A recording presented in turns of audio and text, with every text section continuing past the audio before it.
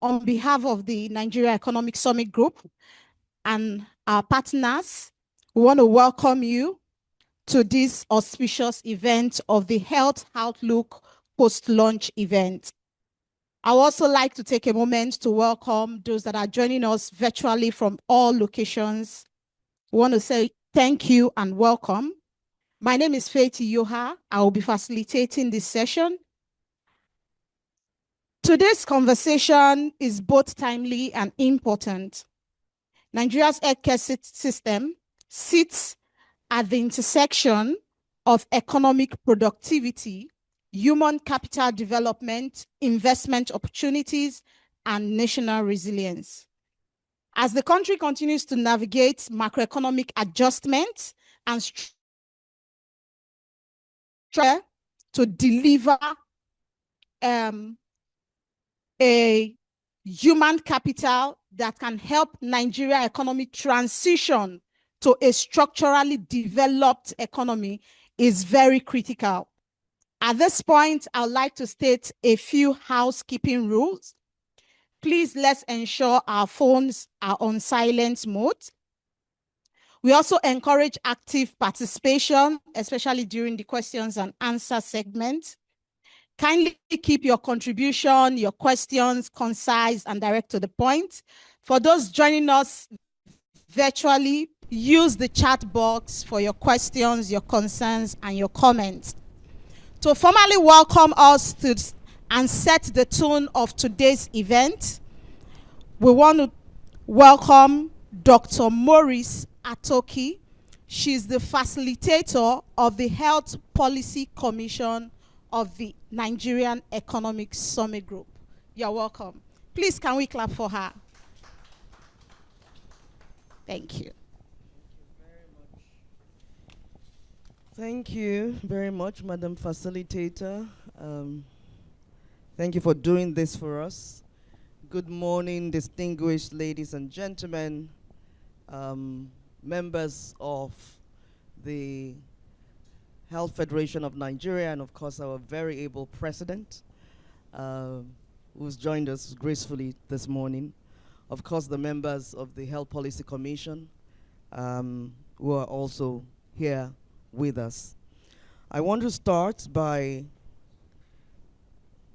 really congratulating and commending the Healthcare Federation of Nigeria, HFN, under the leadership of Dr. Njide Ndili, for convening this very important engagement and for championing evidence-driven dialogue around the future of healthcare delivery, around investment and sustainability in Nigeria. I'm also going to acknowledge the strategic collaboration of the Presidential Initiative for Unlocking Healthcare Value Chain, PVAC, whose reform-driven agenda continues to create renewed momentum for healthcare sector transformation.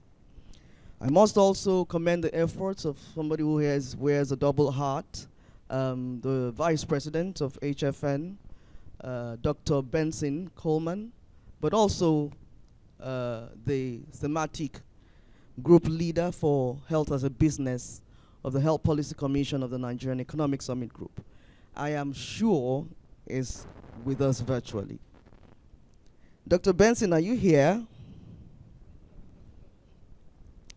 Now, today's presentation and why we're here comes at a very defining moment in the healthcare trajectory of the nation.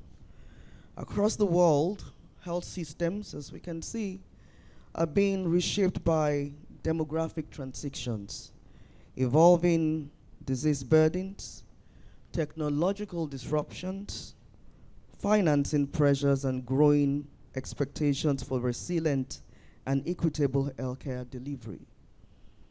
In our nation, Nigeria particularly, there's an increasing demand for quality healthcare services, for infrastructure, workforce, and macroeconomic support. Unfortunately, we're constrained by public funding and rising of out-of-pocket expenditure. Now we hear those challenges. Despite the challenges, there is a historic opportunity, one that the Healthcare Federation of Nigeria, in partnership with the Nigerian Economic Summit Group, Health Policy Commission, brings to us this morning. Through the Nigerian Private Health Sector Market Outlook 2026, a great attempt to provide timely and strategic framework for understanding where the sector stands today, where the opportunities are, and what actions are required to unlock sustainable growth and system-wide impact. Now, we all know that the private sector accounts for a substantial proportion of healthcare service delivery in Nigeria, spanning hospitals, diagnostics, pharmaceuticals, digital health platforms, health financing, logistics, manufacturing, and medical technology, to name a few. Beyond service provision, the sector increasingly serves as a major driver of innovation, capital mobilization, employment generation, infrastructure, and operational efficiency across the healthcare ecosystem. This 2026 outlook signals a strategic transition for the sector from stabilization towards consolidation and scale. Ladies and gentlemen, the data before us is compelling. With the population exceeding 200 million people and growing rapidly, Nigeria's healthcare infrastructure gap remains quite substantial. The demand for new hospital capacity, diagnostics infrastructure, local pharmaceutical manufacturing, health technology systems, and specialized care services present one of the largest untapped investments on the continent. Now, unlocking this opportunity will require deliberate action from critical stakeholders that we all are. We must address structural constraints that continues to limit sector growth, including high energy costs, foreign exchange pressures, multiple taxation, logistics bottlenecks, inconsistent regulation, and limited access to affordable financing for healthcare entrepreneurs. As we engage with the findings of this outlook today, I want to encourage all of you as key stakeholders to focus not only on the diagnosis of sector realities, but on the practical pathways towards execution, towards investment readiness, institutional coordination, and measurable outcomes. As Nigerians, we have the talent, we have the market scale, we have the entrepreneurial capacity, and what is required of us today is sustained alignment, strategic investment, and disciplined implementation. On behalf of the Chief Executive Officer of the Nigerian Economic Summit Group, Dr. Tayo Adoloju, I congratulate the Healthcare Federation of Nigeria and all partners involved in the producing of this important outlook. I trust that today's engagement will generate actionable insights, strengthen investor confidence, deepen collaboration, and contribute meaningfully to the advancement of Nigeria's healthcare ecosystem. I thank you, and I wish you all a productive and impactful session.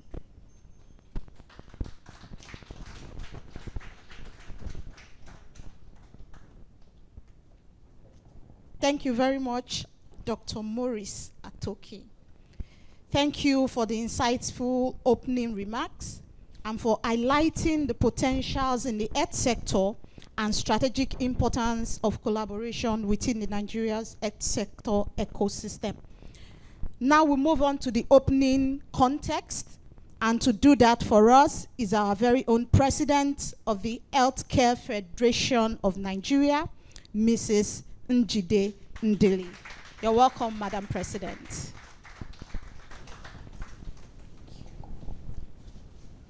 Good morning, everyone. And I also want to say good morning to those online. Today is a wonderful day.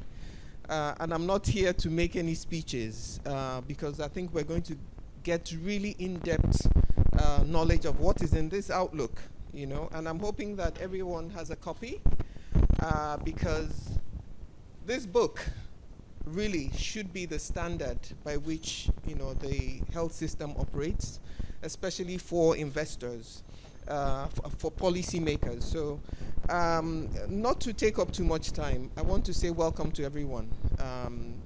HFM members. If you're not a member, become a member. And for those who don't know, HFN is a coalition of private sector organizations. And our sole aim is to ensure that we support government to achieve universal health coverage. That's really our aim. We cut across a broad spectrum of the entire ecosystem. So you have manufacturers, you have community pharmacies, you have HMOs. Associations actually are predominantly what makes up HFN. Association of medical lab scientists, nurses, and so on and so forth. There are also individuals, those who feel that they want to contribute to strengthening the healthcare system. So, we're open to, the more the merrier, and we're stronger together. The most important thing is that government cannot build a system for us. We must be able to support government as private sector. So the whole idea is how can HFN or the Federation galvanize and bring us all together, speaking with one voice. Oftentimes we go to government fragmented, so they don't really recognize and take us that seriously. So this is an effort to organize us so that we are stronger and we have evidence to present to government. Having said that, this collaboration came about because oftentimes we are missing evidence-based data to enable us make certain decisions, to know where to invest. Even for policymakers, how do they know what is happening within the healthcare sector? So this was a serious attempt to try to formally put this document together as a reference point for the sector and those looking to either invest or looking for critical data to help them make decisions. Something else is the fact that there's the whole discussion around Africa now is about health sovereignty. Health sovereignty meaning that you should be able to provide all the medical care, all the medical equipment, all the medical consumables and so on within all the healthcare that you need within your borders. COVID taught us something, which is that when push comes to shove, you're on your own, right? So otherwise you get the leftovers, which was what was happening. But how do we reverse that and begin to look for ways to take care of ourselves, manufacture what we need, train the people that we need, and so on, and design the healthcare system that we need. So it cuts across even digital technology. I'm also glad that the convener of the Africa Digital Health Summit is also here. We have quite a number of strategic people, members of HFN who are also here. The IFC is here, and the reason why some of the partners who will be speaking is because you give people evidence about what they need to do, but then they can't access the finance. Oftentimes, you go to the bank doesn't even understand what it is that you're actually trying to accomplish. The interest rates are chaotic, and at the end of the day, it transfers to the patient. And what we're trying to do with all of this is ultimately it should trickle down to the patient, who is in the center of this system that we're trying to create. So I urge us to listen and engage intently. We engaged several consultants, some within the NESG, who I'm really happy to partner with. Unfortunately, the CEO Tayo is not here. And PVAC, who you also know, is the Presidential Initiative for Unlocking the Healthcare Value Chain, focused on private sector and how to, again, bring financing, policy engagement to align towards local manufacturing. And also proud to say that the Healthcare Federation has an MOU with PVAC along those lines, so that we can work together and try to, sanitize the system, especially bringing in financing that is affordable and, a patient capital that can, stand the test of time when it comes to manufacturing. I also want to say a big thank you to the funders of this study. One being Farm Access Foundation, which I happen to be the country director, as well as Society for Family Health. It wasn't an easy journey. It took us months to plan. There are also other collaborators, Health Business Academy, I baptize you doctor now, Mr. Wale, who is the CEO of Health Business Academy. We feel that the Business Academy is also critical to some of the work that HFN does, because we need capacity building.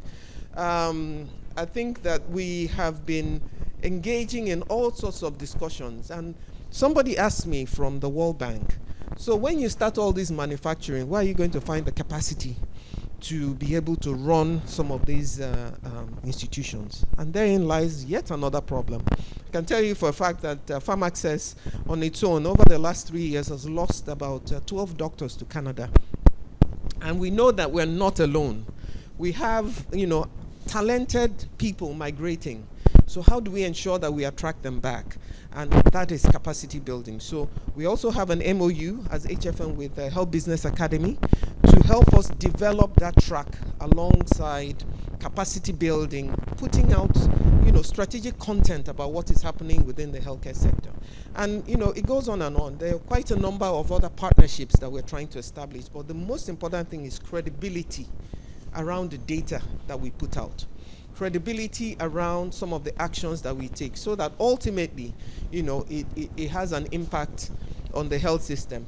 I must also say, I don't know how many policymakers are online, that this administration, for the first time, has given private sector a seat at the table. So it's very important that we acknowledge the work that the Honorable Coordinating Minister of Health is doing, Mohamed Pate. We are, as HFN, we're on almost every important committee that there is. We are a signatory to the UAC Compact that was signed by the 36 governors, a signatory to the Power Compact. Initially, we were not included as private sector, but we're saying, if you're doing for tertiary hospitals, why don't you extend it to private sector? Power is one of the most, in fact, the largest cost expense within a healthcare facility and other manufacturing facilities. How do we ensure that through strategic investment, we can reduce that cost, if not eliminate it? Because ultimately, we need to start looking at those, foundational, infrastructural, and, other, pillars that we need to deal with to enable us achieve UHC, health sovereignty, and the like. So, having said that, I also want to thank the consultants. I see Sunday here. I don't see Fisayo. The consultants within, or researchers within NESG. They've done a phenomenal job. And for those who, want a soft copy, it's free online. There used to be a QR code. I don't know whether it's available. You can also download it. But please engage. Usually when we produce this kind of documents, we leave it as a coffee table magazine, in fact. But the reason why we're doing this is to have the consultants do a high level, point us in the right direction, engage with you, so that ultimately you can find the section that relates to you and go and read it and see how you can apply some of the information in there to better our healthcare system. So I want to say thank you very much for joining us online and presently here. It's been raining all day, and we appreciate the time. And also representing NESG, Dr. Morris, I really appreciate you for taking the lead, and I like your colors. matching with NESG. For those who didn't notice, she matched the NESG logo as the Health Policy Commission lead. Thank you very much.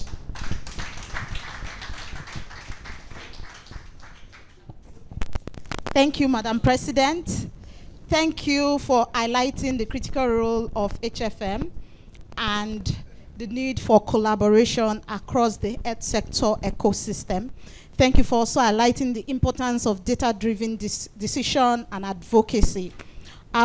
Without wasting much of our time, we'll quickly move to the next session, which is the first presentation. And taking us through that presentation is Dr. Joseph Ogebe. He's the Head of Research and Development at the NESG.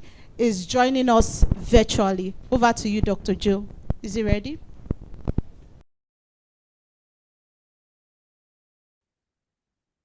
Good morning, everyone. So today, good morning, everyone. Can you hear me, Faith? Please just confirm. Hello? We can hear you. Okay. Can we see you?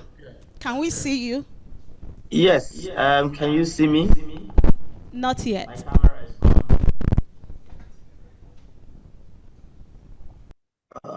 My camera is on. We can see you. We can see you. We can see you. Okay. Okay, we can good. see you now.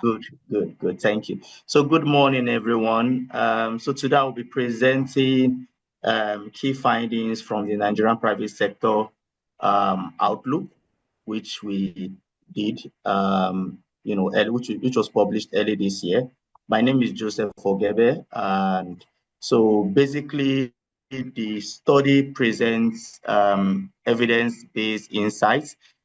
We looked at the structure of the healthcare. We looked at the performance of the healthcare market. We also looked at investment trend, and we took a deep dive on the future outlook of Nigerian private healthcare in Nigeria. And this cuts across two segments. The first segment is service delivery, and the other segment is supply chain. Next, please.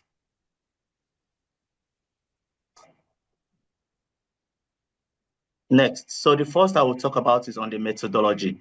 So what we did is, back. Data is very critical for, evidence-based insights. And rather than, just, explaining the healthcare ecosystem from assumptions in the boardroom, we decided to take a different approach. We decided to go to the field and also present field work based on survey. So what we did was that we tried to survey health businesses just to assess their revenue growth, their investment intensity, and also technology adoption in 2025 and prospects for 2026. This sample actually cuts across 12 health value chains. And the states we considered 12 states. In selecting the 12 states, what we did was that we ensured that we have at least 2 states in a region. So if you pick 2 states in a region, in the 6 regions, you have 12 states. And for the selected states, you can see them here: Plateau, Abuja, Bauchi, Adamawa, Kaduna, Imo, Delta, Lagos, and Ogun. And these states were strategically selected based on some statistical parameters. Next.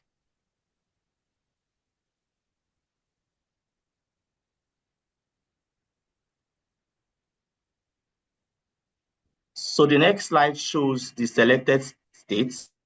So the next slide shows the selected segments.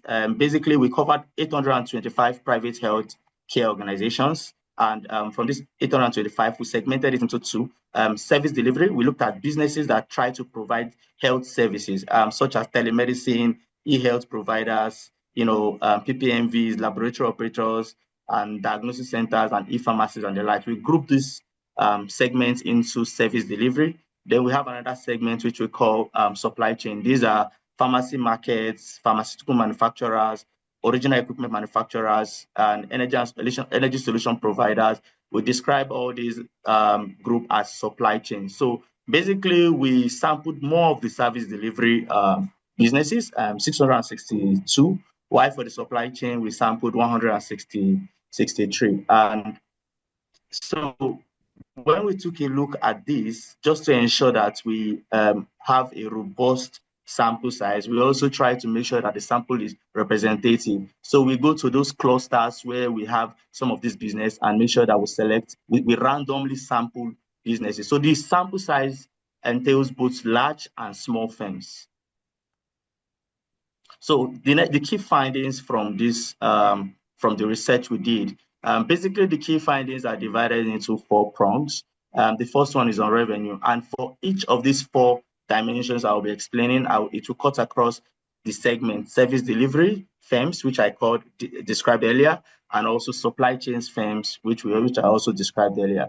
So basically, let's take a look at the revenue. What did we find from evidence-based field work we did, right?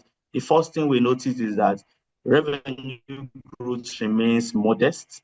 So we saw some elements of growth in 2025, but this growth, it doesn't cut across all the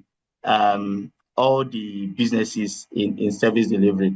It's kind of uneven, and growth basically was concentrated in few industries. Under the service delivery, we have the diagnostics, laboratory, telemedicine, private insurance.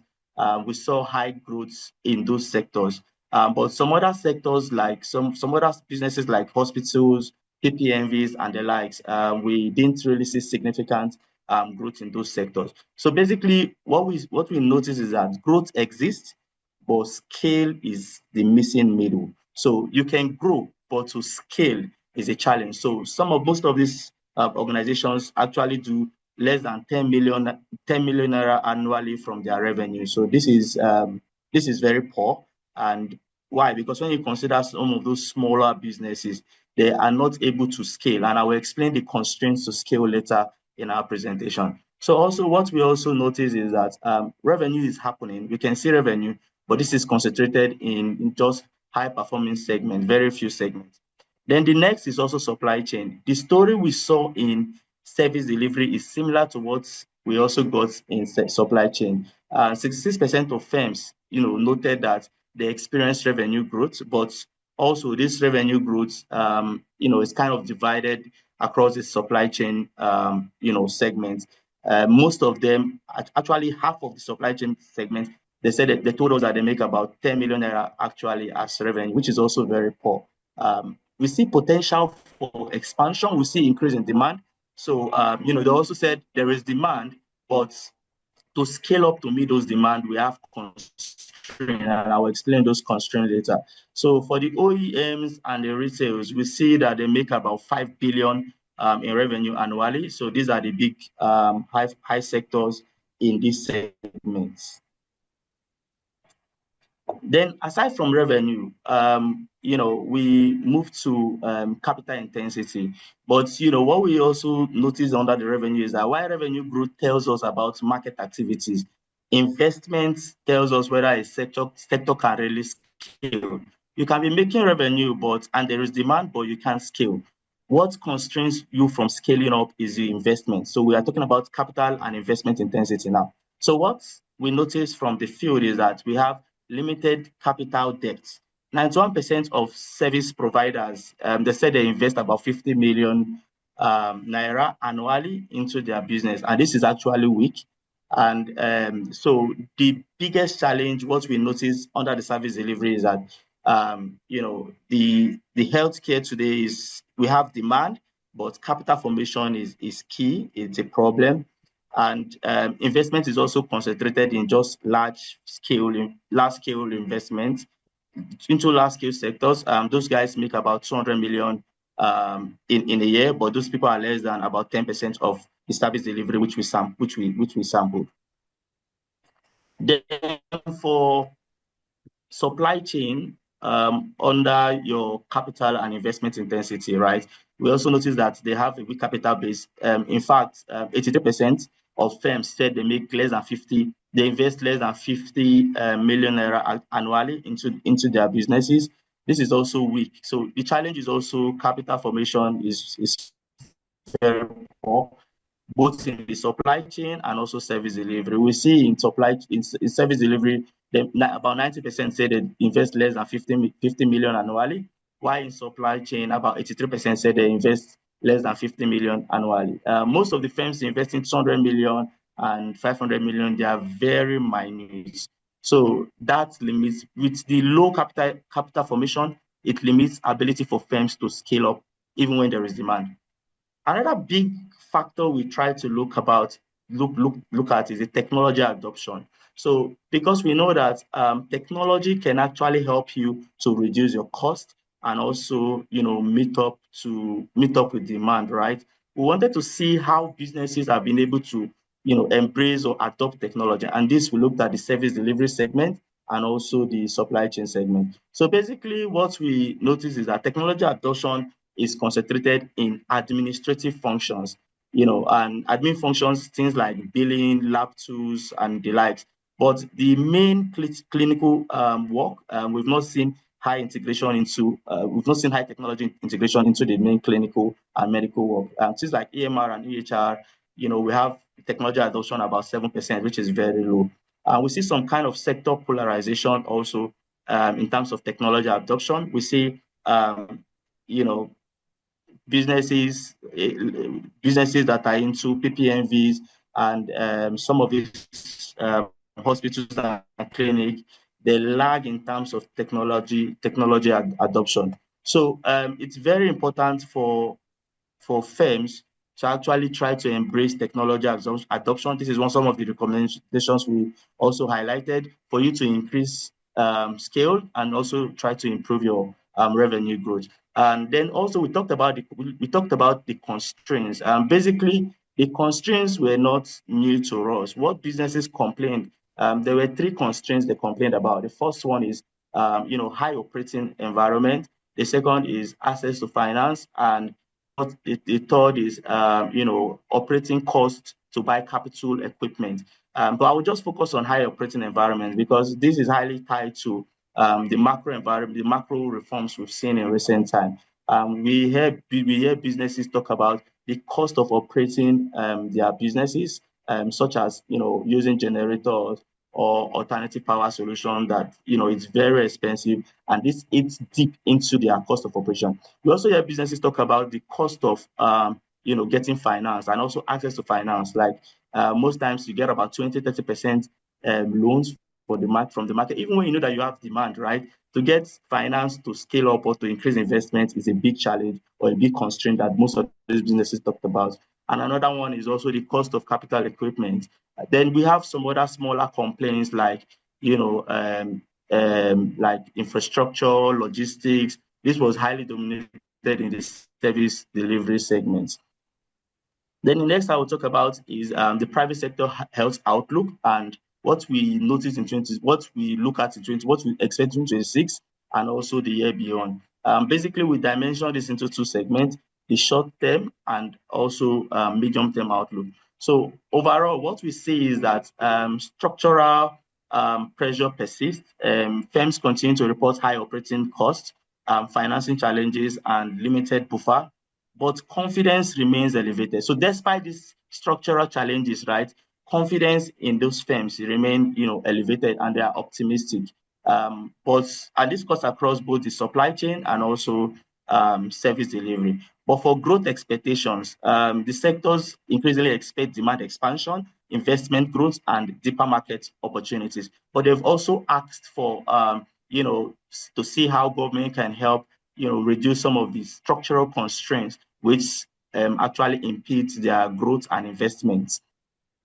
Therefore, the short-term outlook, what we noticed is that, it is broad-based, and optimism is broad-based across most of those sectors.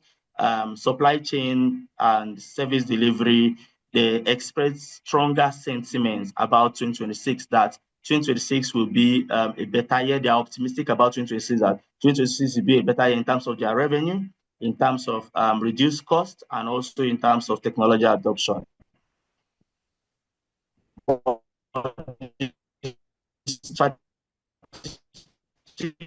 Positioning which we need to look at is important to see operational efficiency for those firms. Operational efficiency, try to reduce cost and try to look for alternative ways to reduce cost, and also try to navigate the liquidity constraints and the harsh macroeconomic environment. We'll also recommend that it's also important for them to expand into high growth sectors such as diagnostics, laboratory services, and also digital health, because we see more demand in this sector. So for firms that are looking into pivoting into the health business, we're recommending diagnostic, laboratory, and digital health platforms as also good alternative, either to integrate or to integrate into your existing health business.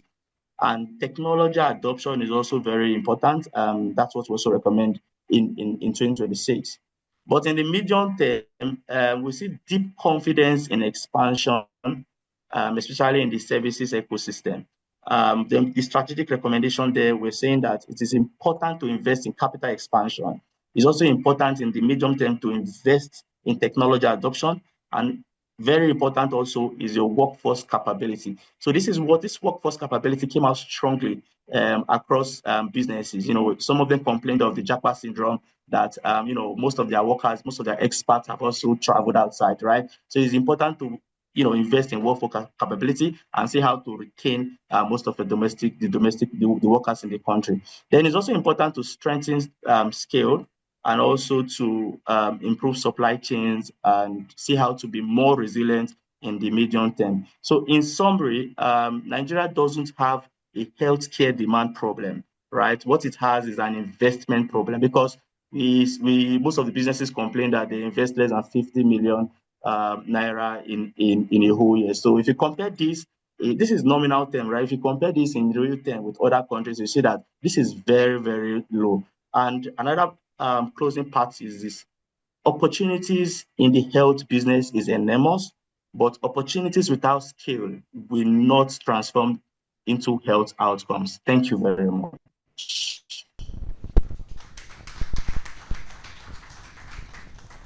Thank you very much, Dr. Joseph Ogebe. Thank you for the insightful presentation. The fact that the players across the ecosystem are optimistic was really heartwarming for me.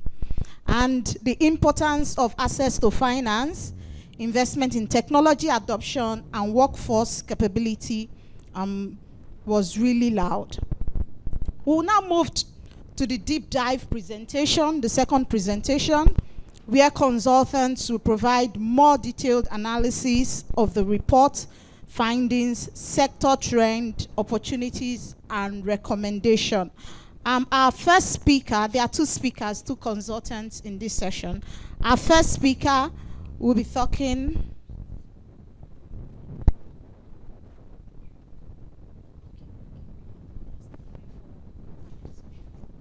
Okay, thank you. I'm just informed that we can ask our questions. So based on the presentation that we just had from Dr. Joseph Ogebe, are there any questions? If you have questions, please, you can signify by raising up your hand, okay? I have two persons in the room, so let me start from here. Thank you. Please introduce yourself and ask your question. My name is Fumi Adewara. I'm the CEO of Mobi Health International. Thank you very much for this wonderful presentation on the report.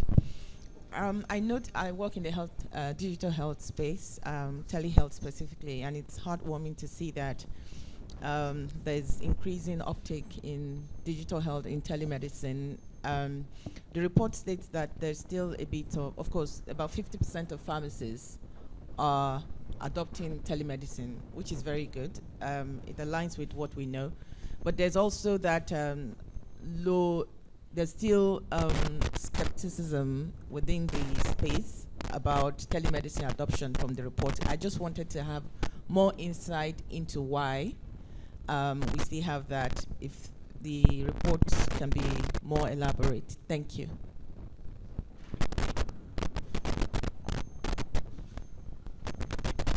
The other person, please.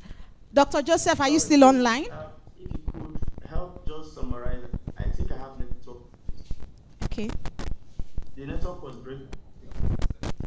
Take the second question, please. If you could summarize the questions, please. The network was breaking. I didn't really get a question. But yes, let's take the second one. Okay, good morning, everyone. My name is pharmacist IG Anuku. I work for Alpha Pharmacy, and I'm also here on behalf of the Nigerian Association of Industrial Pharmacists. Thank you very much, Doctor, for your presentation. I have two questions. One is the sample size. When I was looking at your first slide, I saw the sample sizes, and what I made out was that you had some numbers for e-pharmacy, and you also had the one you called pharmacy market. I'm at a loss. These pharmacy market, are they community pharmacists within residential area that people normally go to, or are they maybe, if I may say, unregistered pharmacies in where we call market areas like Idumota, Balogu, all those Ariara, and so I want to know.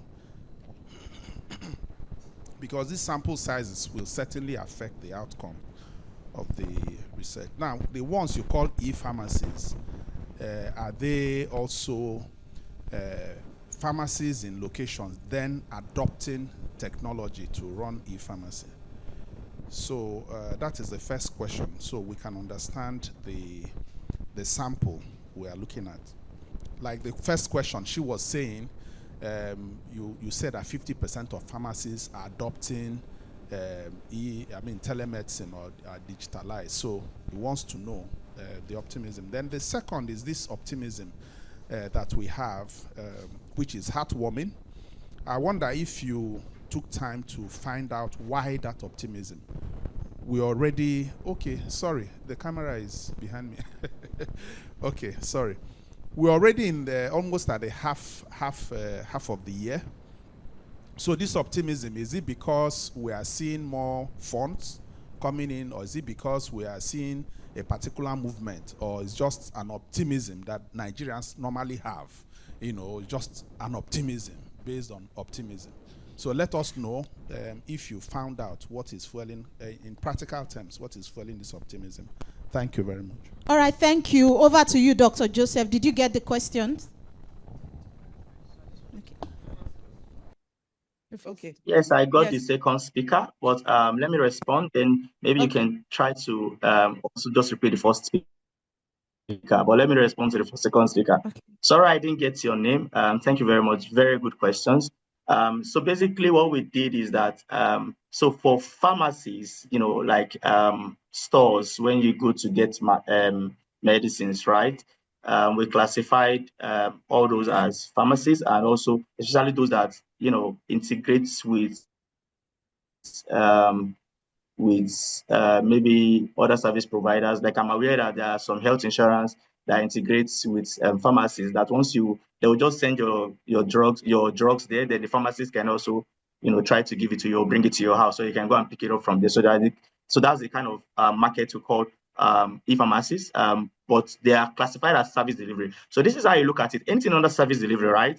You deliver services, hospitals, clinic, pharmacies, we classify them under e-pharmacy, but under service delivery. Then supply chains, what we looked at here is actually, pharmacy manufacturers and the like. Sorry, the nomenclature of pharmacy market and pharmacy manufacturers is a mix. Sorry.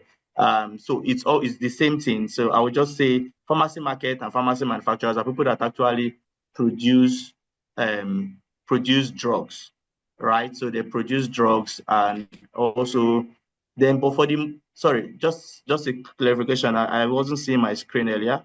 So for the e-pharmacies, basically these are pharmacies that integrate with either their insurance, or that you can procure drugs from MedPlus. Then there are some other pharmacies that don't do e-pharmacy at all, but they are just patent stores that you can walk in to buy drugs, right? Those are classified as pharmacy market broadly. Then for pharmacy manufacturers, are people that actually produce the drugs itself. So that's how we classify. So you will see that pharmacy market the sample is actually very large, because if you just go to any street, you see a lot of pharmacies. I think they give a distance of, I don't know how many kilometers, right? So you see a lot of pharmacies around. So that's the pharmacy market. But pharmacy manufacturers are just few. You see, like, that's why we sample only 3. But for the e-pharmacy, these are people that you can actually access their, pharmacies online. You go, and there are some names. I don't want to call names. You can just go online and check. You can actually procure drugs online, and they will bring it to your house. Or those that are also integrated into the health insurance system. That's one. Then the second point is on the optimism. Why are they optimistic? So this optimism, first, I just want to point out that the survey we did is based on the perception of businesses. So they will tell you that their perception is tilted towards is optimistic or not, or pessimistic, or not optimistic, right? So most of them actually think that they're optimistic about 2026, one. And when we did a further, drill down questions on why were they optimistic, so they said the business environment shows tendency that has improved. Or the number one, I know one or two businesses gave example of the FX, that initially last year in 2025, the FX numbers were higher than what we have today, and we've also seen steady stabilization in the FX market, right? Because before, when you go to market, when you import drugs or you import medical equipment, right? Those that do production, import medical equipment, and the FX rate was around 1.6, 1.7 then. But now we are seeing the FX rate around 1,300, 1,350, 1,400. So they are also optimistic that with the macro policies, that this will also translate into their business. And also the second part is that previously they've also seen slight reduction in cost of financing, right? So if you go to the bank and you want to borrow a loan, and they've said they've started seeing slight reduction in cost of loans, and the cost of loan is actually tied to your monetary policy rate. So once the CBN starts reducing the monetary policy rate, I think they did a 0.5 either 2 or 3 meetings ago reduction, and this has started translating into market rate. And so these are some of the areas I talked about. Then generally, why they're also optimistic is that they are optimistic that there is demand, and that is very clear, right?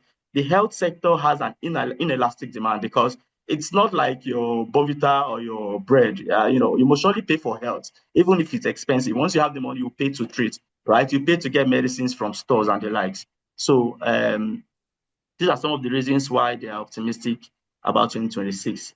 Thank you. But the first question, please, Faith, could you help just Thank you very repeat much. the question? 1 minute, please. Okay. Yes, thank you. So I was saying that in your technology adoption slide, you mentioned that pharmacies they are the most digitized, and they have 50% adoption of telemedicine. But in your outlook, you had mentioned that telemedicine remains cautious, with 80% with 80%. Let me see what you said here. You said telemedicine remains cautious, with 80% neutral sentiment. And we know that 80% of Nigerians go to the pharmacy before they even think of going to the hospital. So I'm just wondering if 50% of pharmacies are adopting telemedicine, it means that there's demand. But then why do we have the sentiment where there are 80% neutrality? I just wanted more explanation on that. Thank you. Okay, Dr. Joe, can you hear that? Is it clear? Yes. So, yes, good. Yeah, it is. So in my presentation, I said, let me read directly. E-pharmacies stand out as the most digitally intensive segment, with 50% achieving very high adoption. So e-pharmacy I was referring to there, specifically under technology adoption, right? But telemedicine, it's not just e-pharmacy. It involves it's the whole ecosystem, even clinics and the like. So sometimes some respondents told us that, when we probed further, some respondents told us that they have insurance, companies, right? And they have app in those from those insurance companies that you can also try to see the doctor or make your complaints online. but most times they don't use that.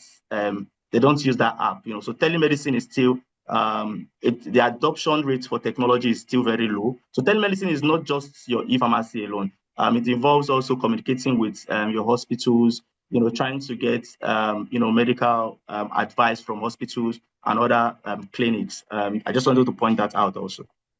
Thank you very much, Dr. Joseph. And we have one question online. I'll quickly take it. It said, I would like to know if physiotherapy and rehabilitation service were covered under the service delivery. I will appreciate it if you shed more light on this. Thank you, Dr. Joseph. Okay, so thank you for physiotherapy. So we group hospitals, right, and clinics, right?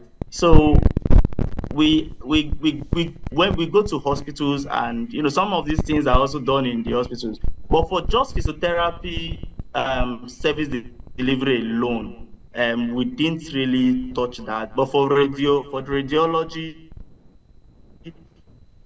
most of them they fall under the laboratory operators, so we covered that. But for physiotherapy outlets alone, we didn't really touch it to see a lot of physiotherapy outlets as a standalone. But we sampled hospitals and clinics generally, and also laboratory as a standalone. But radiology is a subset under the laboratory. That's what we considered. Thank you. Thank you very much. Can we clap for Dr. Joseph? Thank you very much. So radiology is a subset under. Thank you, thank you, thank you. Without further ado, we want to go to the second presentation. And like I said or mentioned earlier, we have two consultants that will make this presentation. We'll take the one for the first consultant. He will be speaking to us on financial and economic outlook. Is Mr. Fisayo Ogosaya, is the lead consultant, 6334 Business Services Limited. Thank you.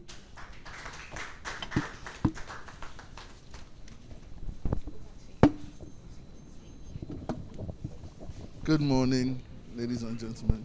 Good morning. Good morning, President of HFN. Good morning. Thank you for having me. Okay, I have 20 minutes, so I'm going to do this quickly. 10. Oh, okay. Okay, next slide then. Just next slide. Then the slide after that. Okay, no, the slide before that. I like to always make this very clear. This has become my mantra. That healthcare cannot be free, right? And if it's going to be cutting edge, it cannot be cheap. And I think I always want to drum it down, because this idea of free healthcare, cheap healthcare, it's not going to work, So I'm talking about economic and the financial part of the report, and I want to show you what we found and what we believe, will be the future of healthcare. Next slide, please. Next slide. Now, quickly, I know macroeconomics can be a bit boring, but it's important because it affects everything we do, right? So, in looking at what Nigeria has experienced over the last few years, you can see that we are looking at our GDP growth rate, right, at 3.5, at 4.5%.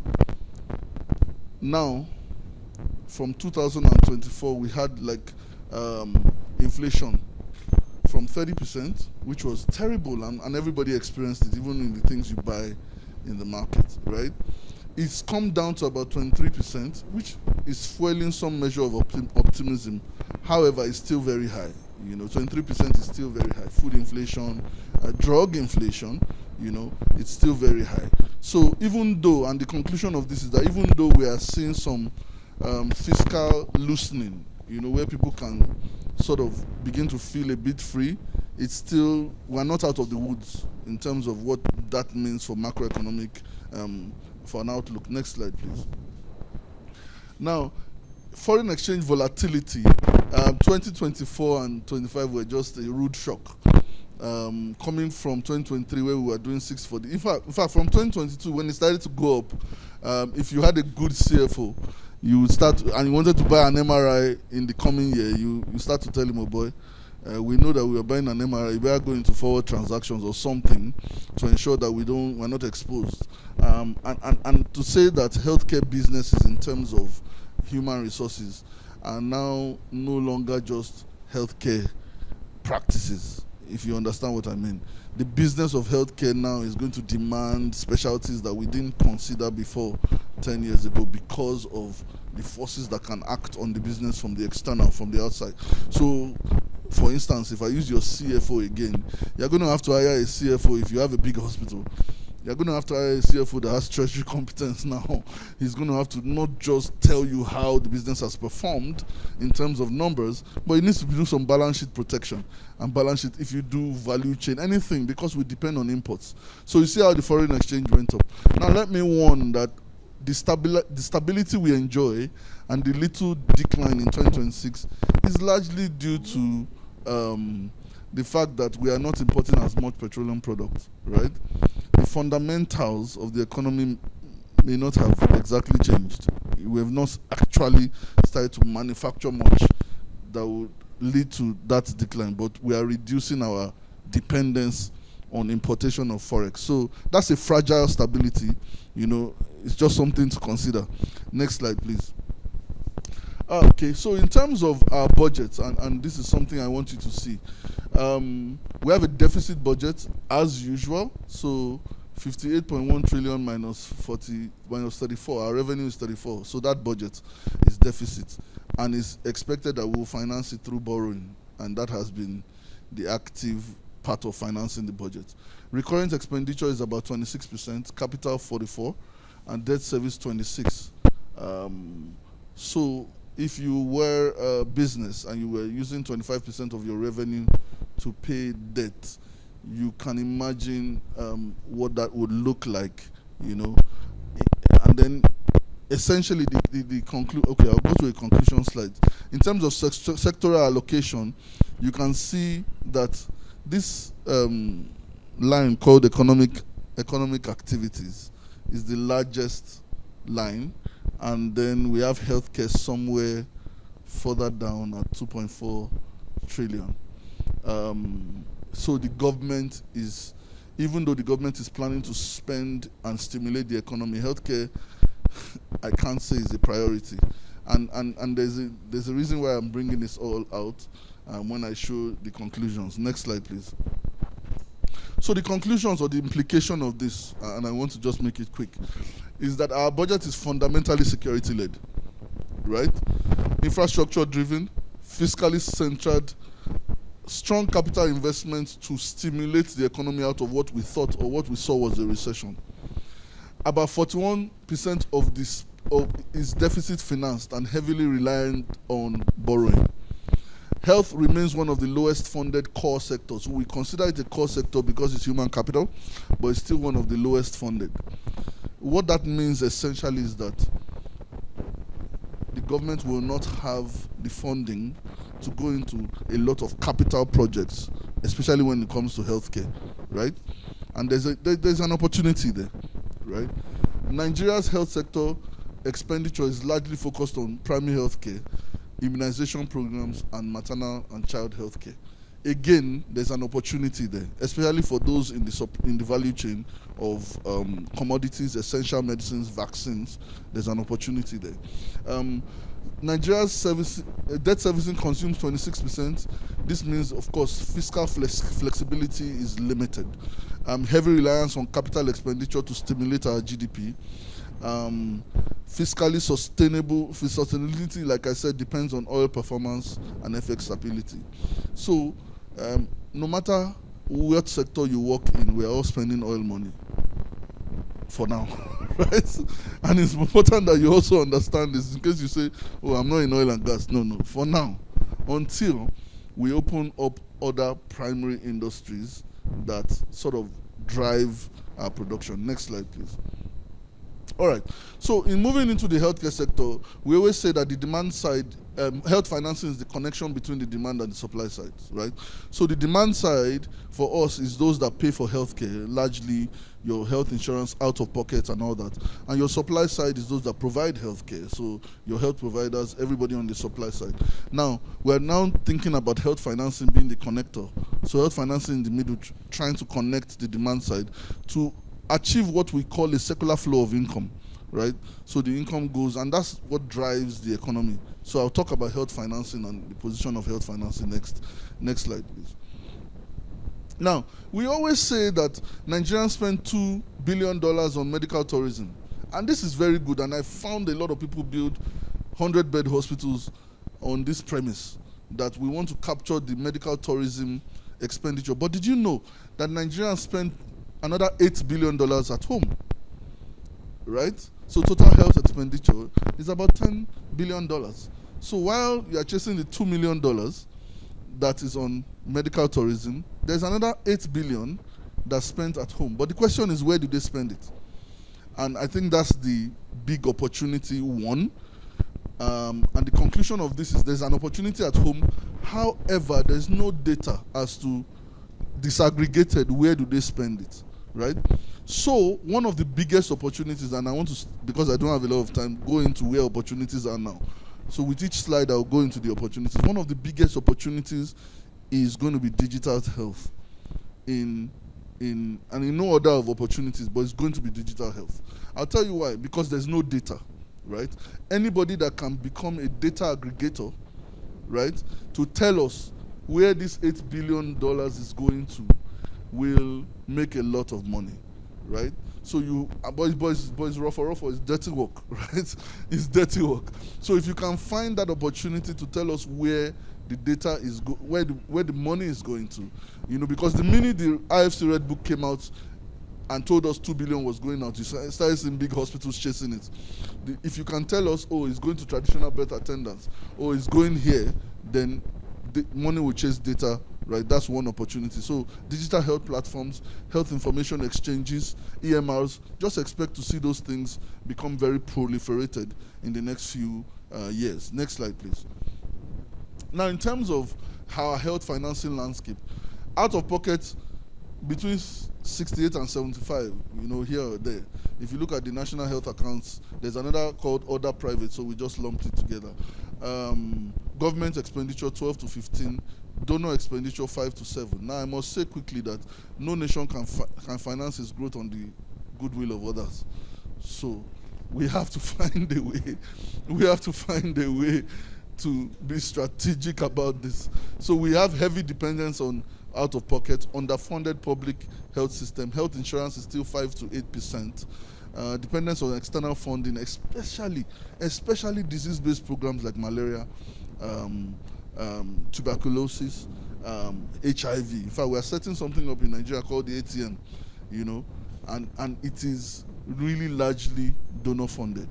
If the donors and donor fatigue is setting in now, especially with USAID and the stop work order, when they do that, we have to have a transition program if we don't want to see HIV going back to the levels it was in, So there's an opportunity also there.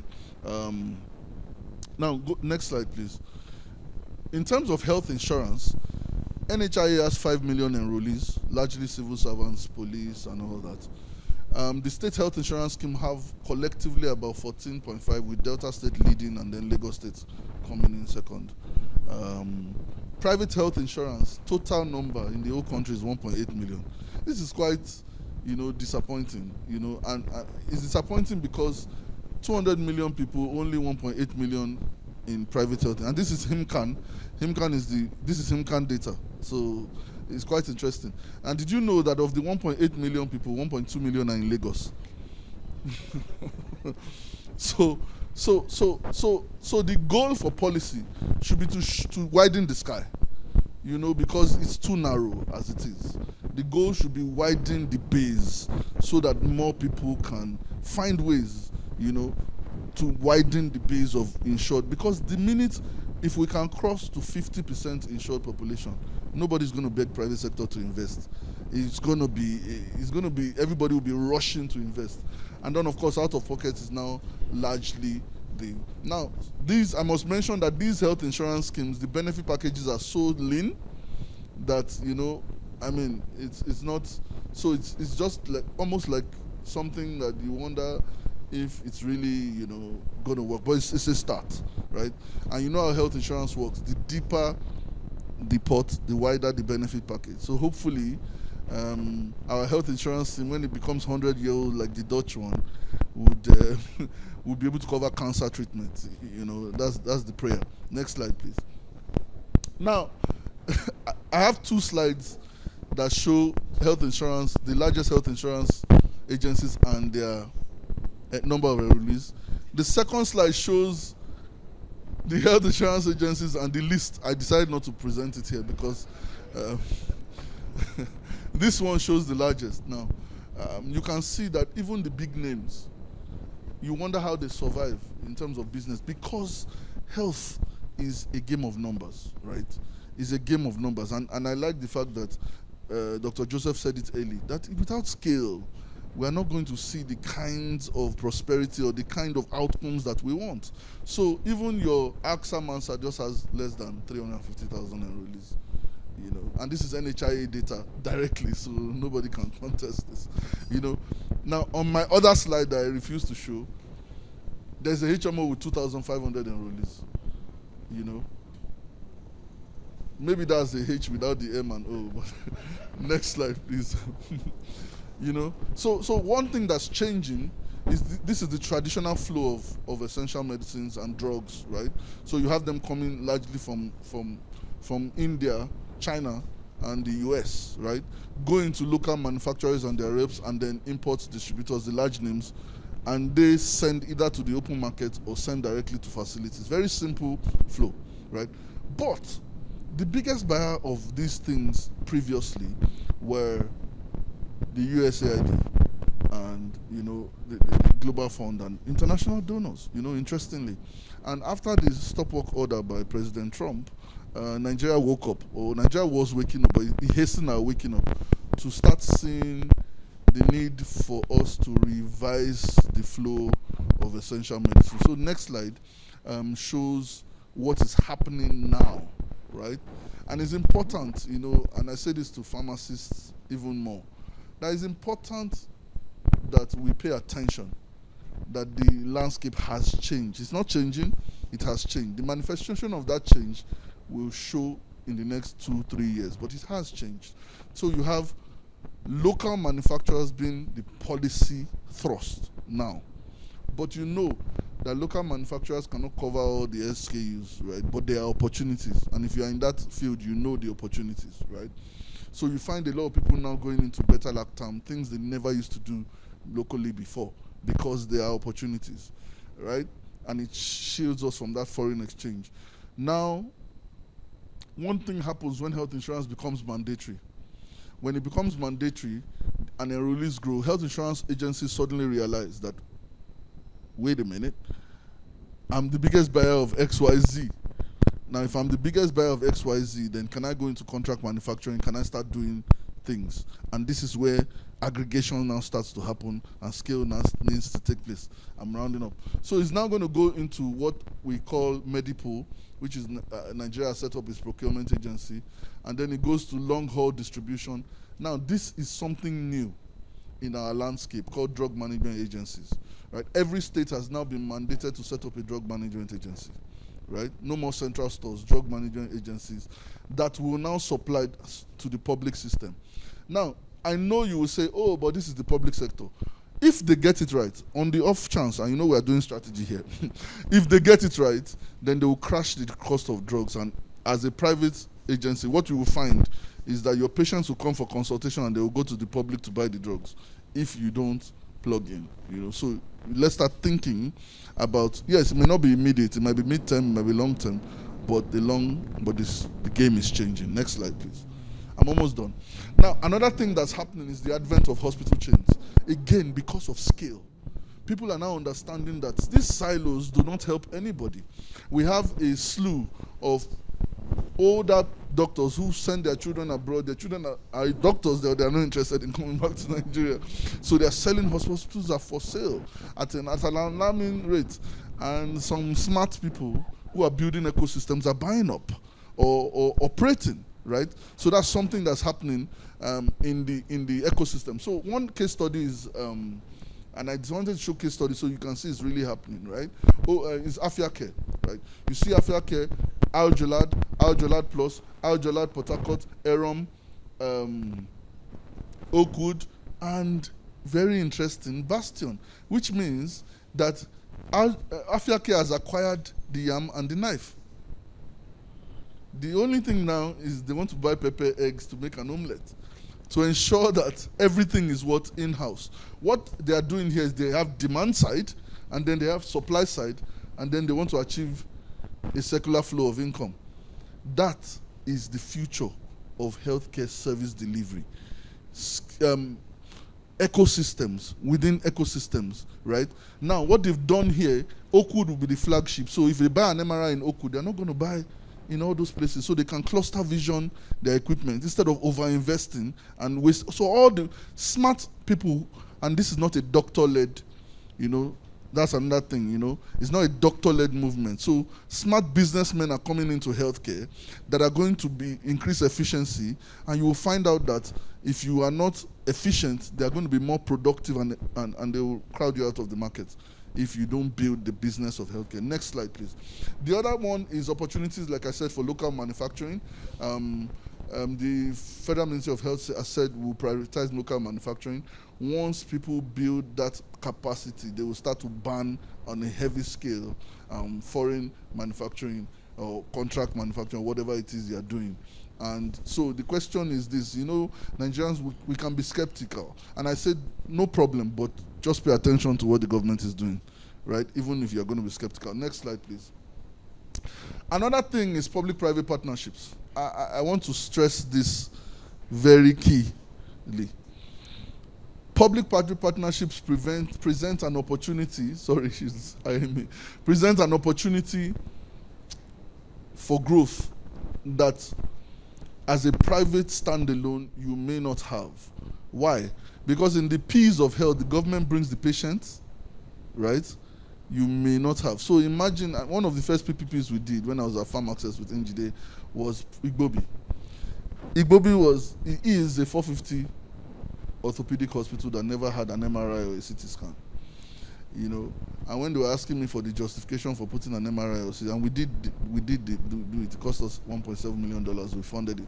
When they were asking me for why we put it, I said, come. So we just went to Igbobi on Spine Day, on a Thursday, and you saw the queue. There's nowhere that can supply you that patient flow, right? So as a private person trying to work in this market, just pay attention to what the government is doing. Participate. I find out that the private sector sometimes participate. So this is one example. JNCI has won the bid for Lagos State Cancer Center, right? They are, of course, core private sector, but hey, they are now looking at how can I be, because if someone else does this, then it's a threat, isn't it? So they've done this. Next slide, please. $46 million, by the way, they've done it. Second one is Iwosan. Iwosan has won the bid for Medipac. Now, why did these opportunities come up? Back to the macroeconomics I showed you, that the government is going to invest in primary care. They are not going to be able to afford the bigger things. And they don't have the capacity to run the bigger things, right? Oncology, Medipac. So this is an opportunity. And they are giving these guys some deals that are so sweet because they need to build the health system in Lagos. So PPPs in Nigeria, generally, there's one in Kano, Amonu Kano Teaching Hospital. You enjoy the patient flow. And yes, sometimes it's slow to implement because this is Nigeria, but there's a huge opportunity there. Next slide, please.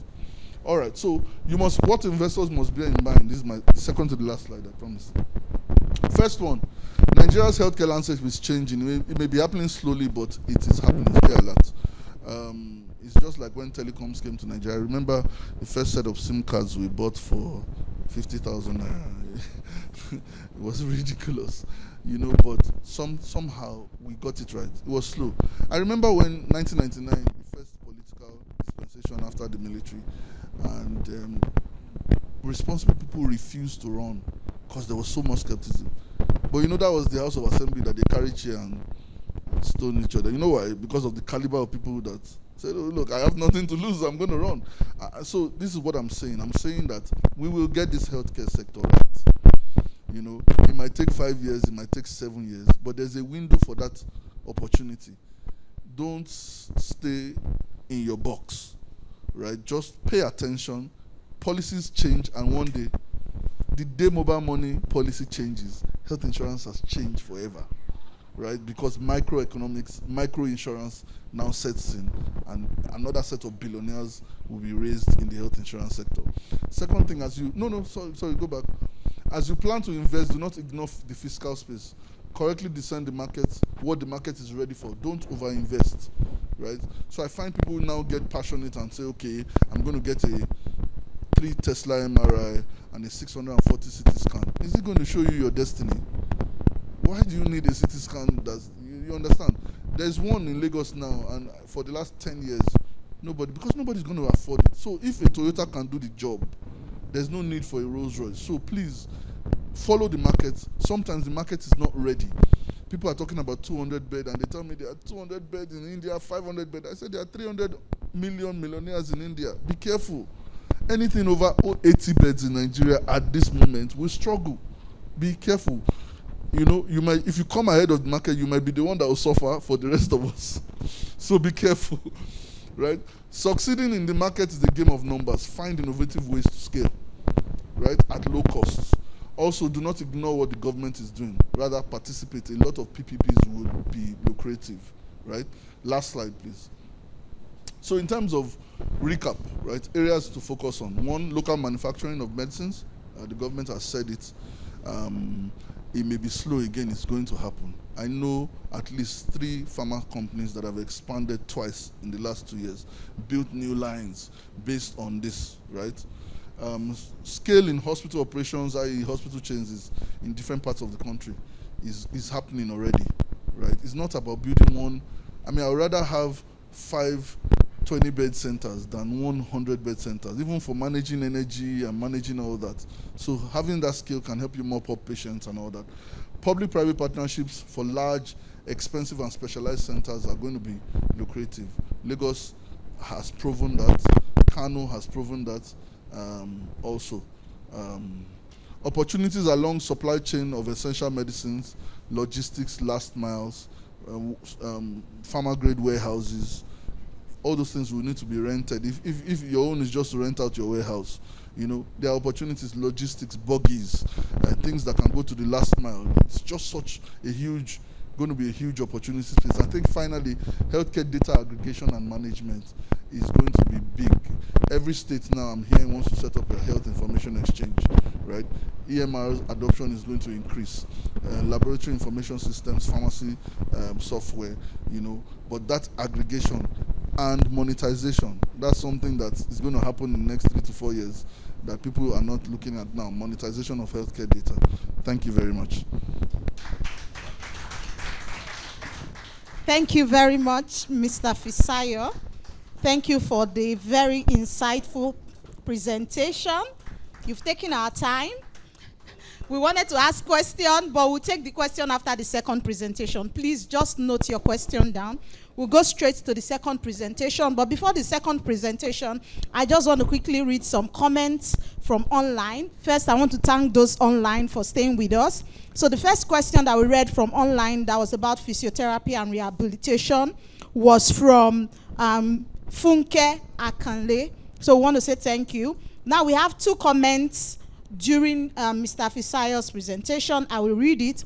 The first one was your opening comment, and it was really loud. So the comment was from Theodora Ogaradunku. It said, healthcare cannot be free, should not be cheap, but should be affordable and accessible for most of the population. The other comment was from Ayomide Owoduni. This is very interesting. These are very interesting stats. There is still so much to be done, and I agree that we need to pay more attention to digital healthcare. Thank you very much, and thank you for the engagement so far online. Without wasting much of our time, we go straight to the second deep dive into the presentation, and it is on market structure, scalability, and operational sustainability. Will be taken by the lead consultant, Value Edge Advisory Services Limited, is the person of Mr. Sunday Ubejume. The stage is yours.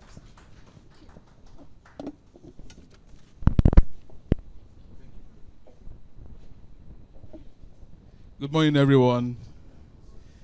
Thank you very much for your time and your patience. And good morning for everyone joining us online. All right, so that's the topic right there.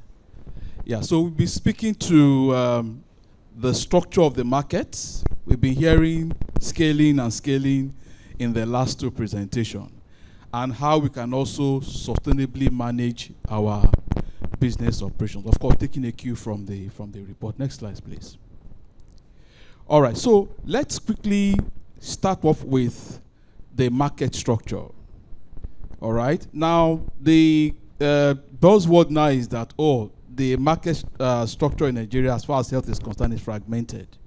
We need to understand the strategic implication of that very word. We just say it and then we move. There's a lot to it, and I'm happy that Fisayo also touched, on that. But before I move on, please, let's take note of this systems thinking. If you're a policy maker, if you're an investor, please, in all you're getting, add systems thinking to it. The death of systems thinking is the root cause of the fragmentation we are talking about. That is one of the things see, there is capital. But the impediment to capital flow, one of it is our inability to be systems thinkers. And you cannot build a sustainable strategy if you are not thinking in systems. You'll find out shortly. Market structure. Please move on. Now, if you check page 27 of this very report that you've been given, what we've done is that we were able to dimension the health market value chain very clear, from demand side down to, you see everything there, all right? But this is just an addition to it, okay? To that figure in page 27. Now look at this. Now, fundamentally, there are 4 layers. The target is layer 4. Layer 4 is the outcome. It's like a byproduct. When we get layer 1 and 2 correctly, layer 3 we align, and layer 4 we emerge effortlessly. Are we together now? Layer 1 is the foundation. This is where the fundamentals are. Policy and governance. Strategic planning, data. You talked about data. That's the oil. That's the oil now for health sector. All right? Data-driven decision, legal framework. Then we talked about financing and what? Sustainability. That's the second pillar. Health workforce development. We are having challenges in terms of health workers staying in country, right? And then you have ICT, which is technology, and then research and what? Innovation. If we can be able to, sort ourselves out in layer 1 for this market structure, and then take on layer 2, like what he talked about, the examples of Arjolad and the rest of them. Even Care One is doing the same thing. They are trying to put things together, all right? And what they are doing is to start taking care of this issue of fragmentation. If we fix 1 and 2, collaboration and partnership will naturally come through the door. And once that happens, 4 will appear. So it's like, if you read that book, Atomic Habit, how many of us are familiar with that?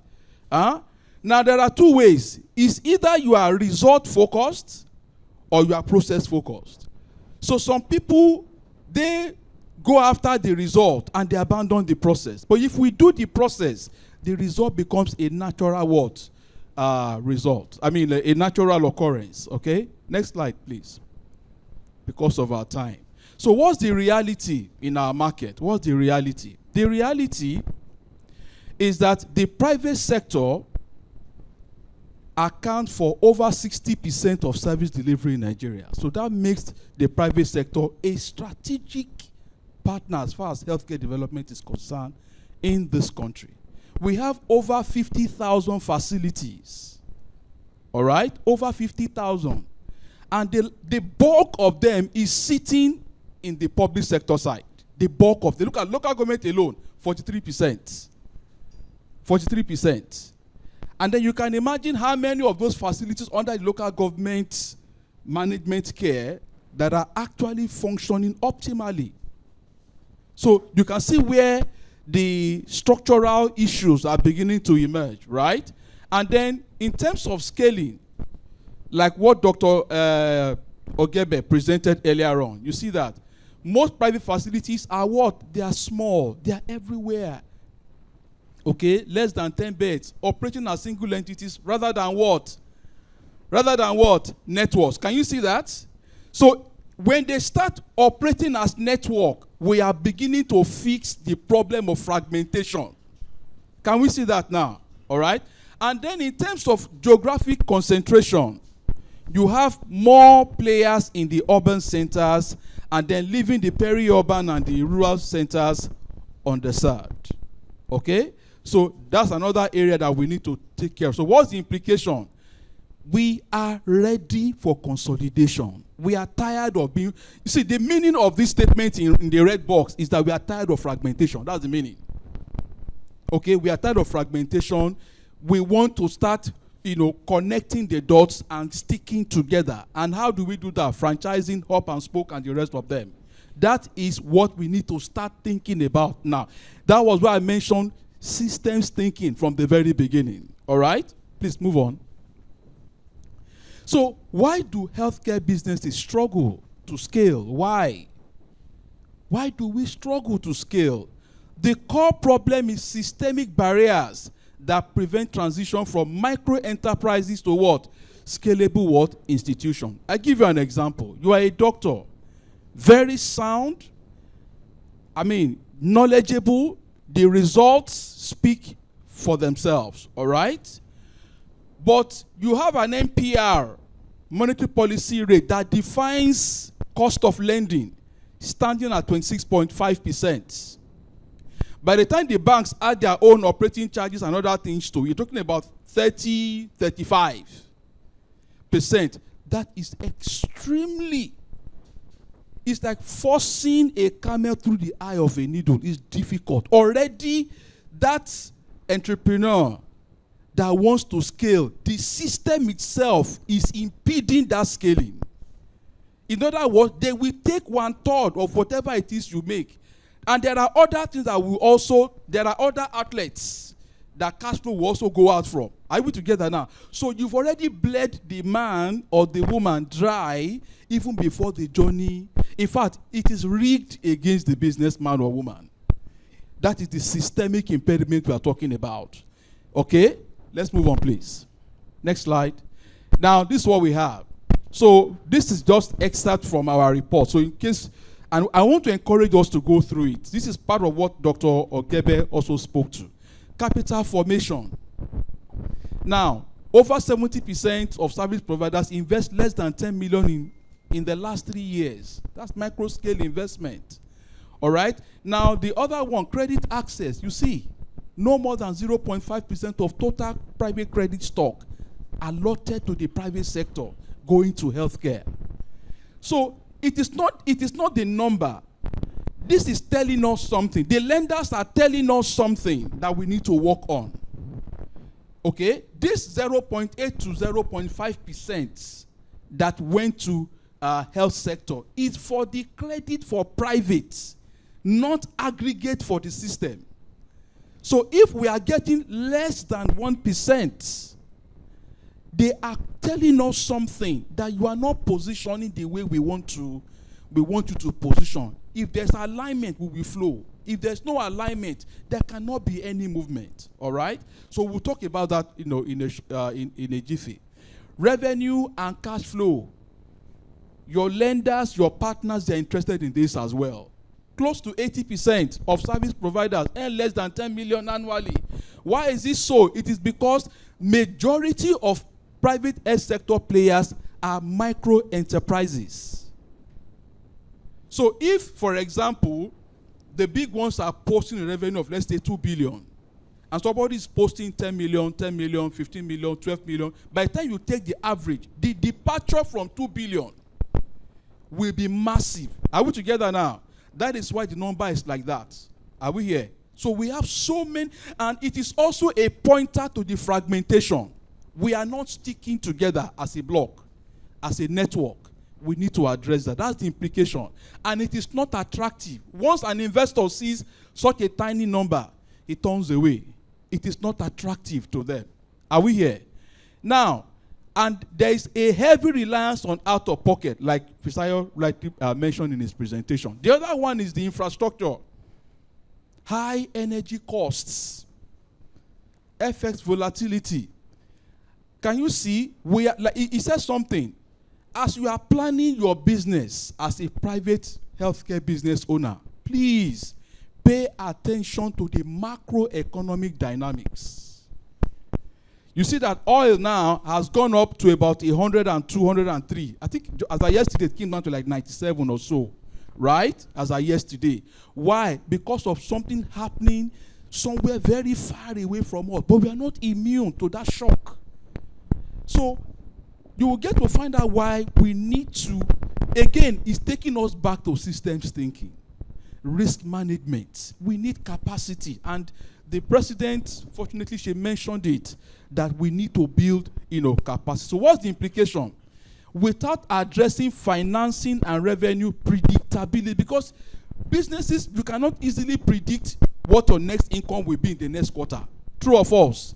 It's very volatile and very unpredictable. So people cannot really, so they place on a very high risk spectrum. All right?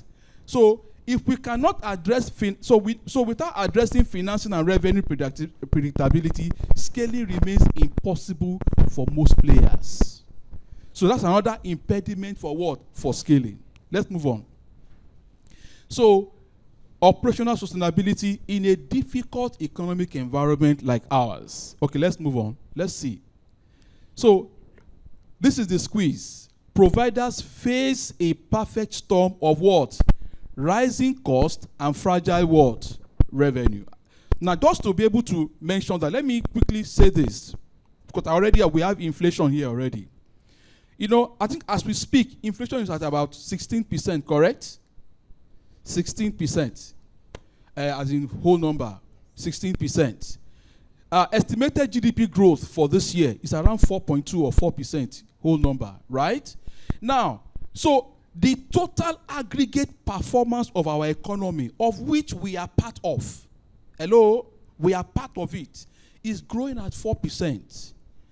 The cost of things is currently at about 16%. So it simply means that inflation is more than potential growth by a factor of 4x.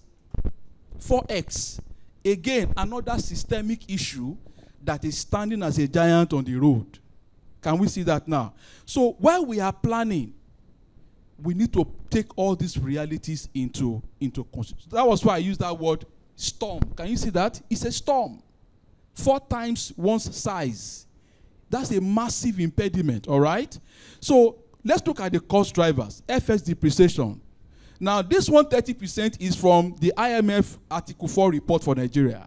130%. But in reality, it could be more. Which increases cost of imported drugs, equipment, and APIs. That's what we call this pharmaceutical ingredients now, okay, for making drugs. Inflation averaged 23% last year, eroding disposable income for out-of-pocket payments. It's getting thinner and thinner year in, year out. Then we have energy, unreliable power, band A and band B, whatever, okay, is going up. Okay, And then let's look at revenue reality. Now, out-of-pocket spending exceeds 70% of total health expenditure. And you know that one is coming largely from an institution called the household, correct? Isn't it?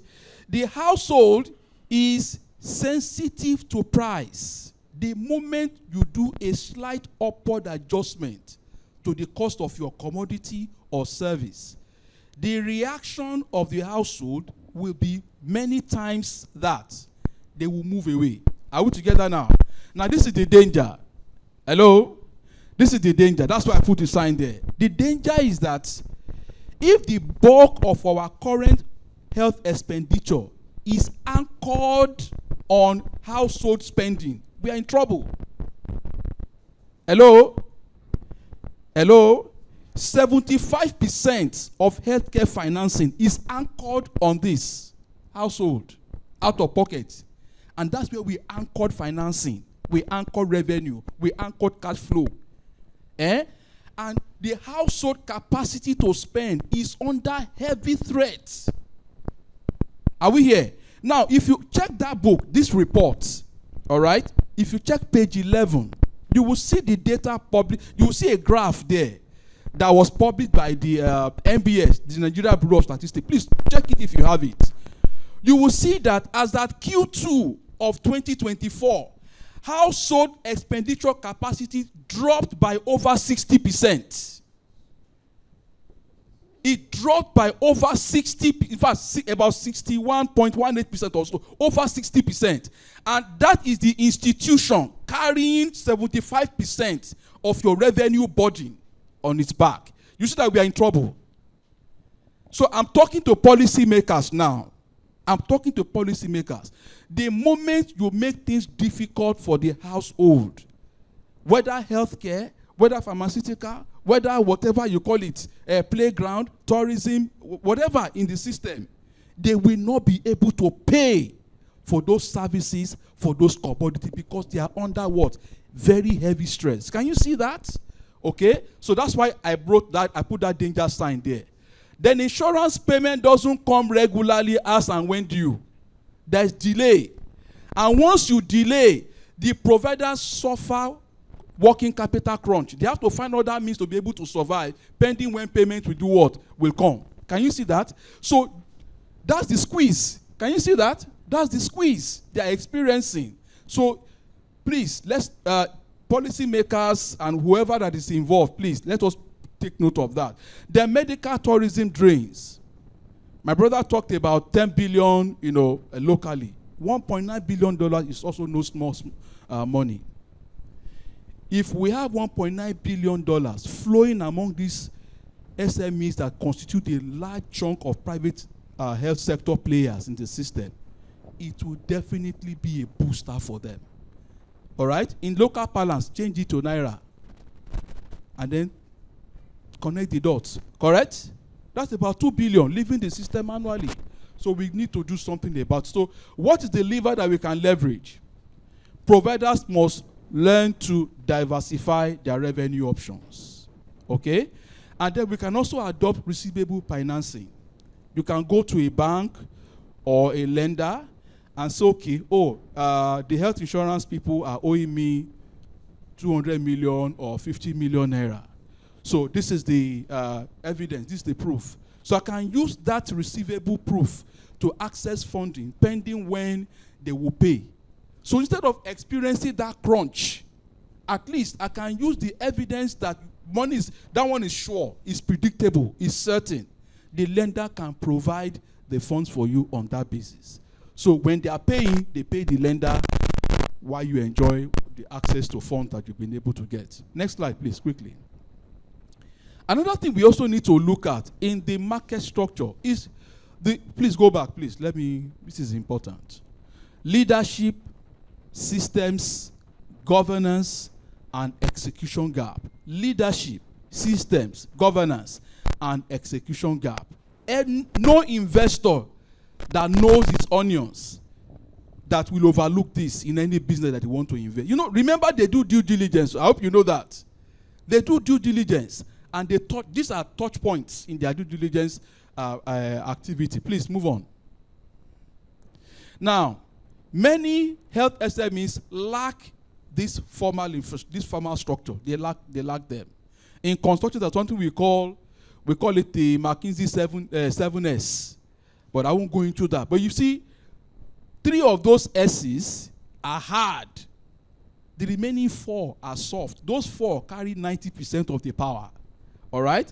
But one of them is structure, right? Your governance, your strategy, or whatever. So governance, we have a lot of these SMEs operating as what? Sole proprietorship. That one alone, is a disadvantage. So no separation between personal finance and that of the business. So it triggers credit risk on the part of the lender. Then systems. I think who was talking about Dr. Ogebe, right? Okay, Dr. Ogebe. The low adoption of what? Technology, systems. Then, of course, we talked about the issue of data. No audit. I mean, how do you even talk to a bank when you don't even have a proper financial record? No audited financial statement. But the man can write what he bought yesterday from off his head. I know it now. Just give me a pen and paper. I'll write it down.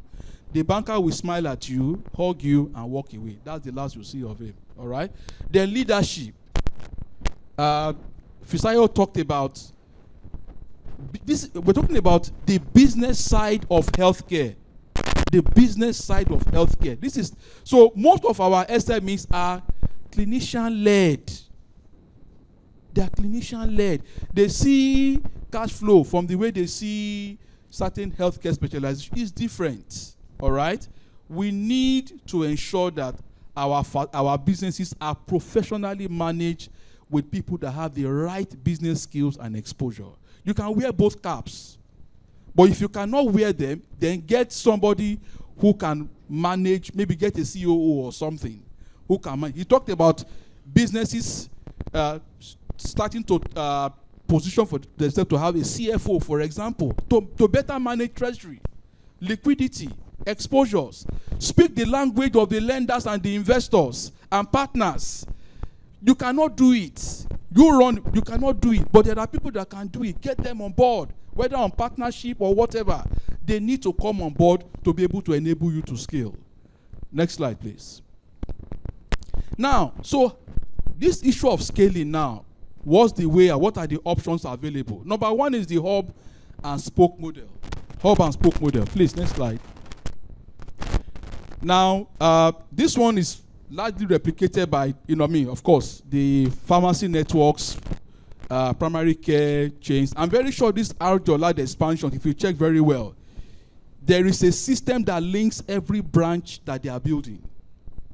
And some sense of interoperability will also be happening. They can see transactions and activity volumes being tracked, live for accountability's sake, okay? So it works. Because what it does is that you are able to also standardize, have a minimum threshold for quality, which I know that Madam President is extremely passionate. And I'm sure if we don't measure quality, she will probably have her head on the stick. So quality is very important, okay? Safe care standard, number one in the country. So it's very, very important, all right? And then it's very attractive to impact investors.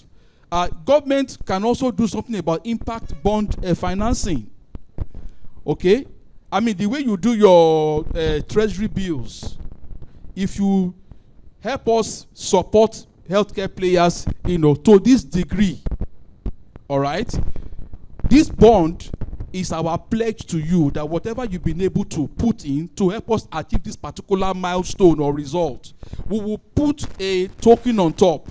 Maybe 10% or 15% of it, or whatever it is you want to get in terms of value, that can also come in. So I put some citations from the report. You can see page 38 and page 40, for example.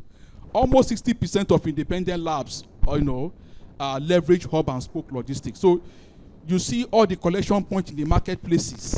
They will collect samples or whatever, and then there's a hub somewhere where it feeds. And then they get whatever result that they need to get. Next slide, please.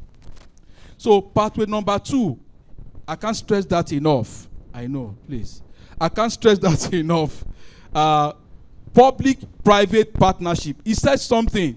Watch what the government is doing. Watch closely what they are doing. Position very well. Please, next slide. So you can see the case of Lagos State Private Health Partnership, LPHP, all right, that has the capacity to unlock about 400 billion naira annually. That is massive. That should interest any lender or private player that want to play big. That should trigger their interest. Page 63 of our report, if you check it, you will see it there. I just took out a point. It said, where insurance uptake is meaningful, private providers benefit from more what? Predictable, contracted what? Revenue streams.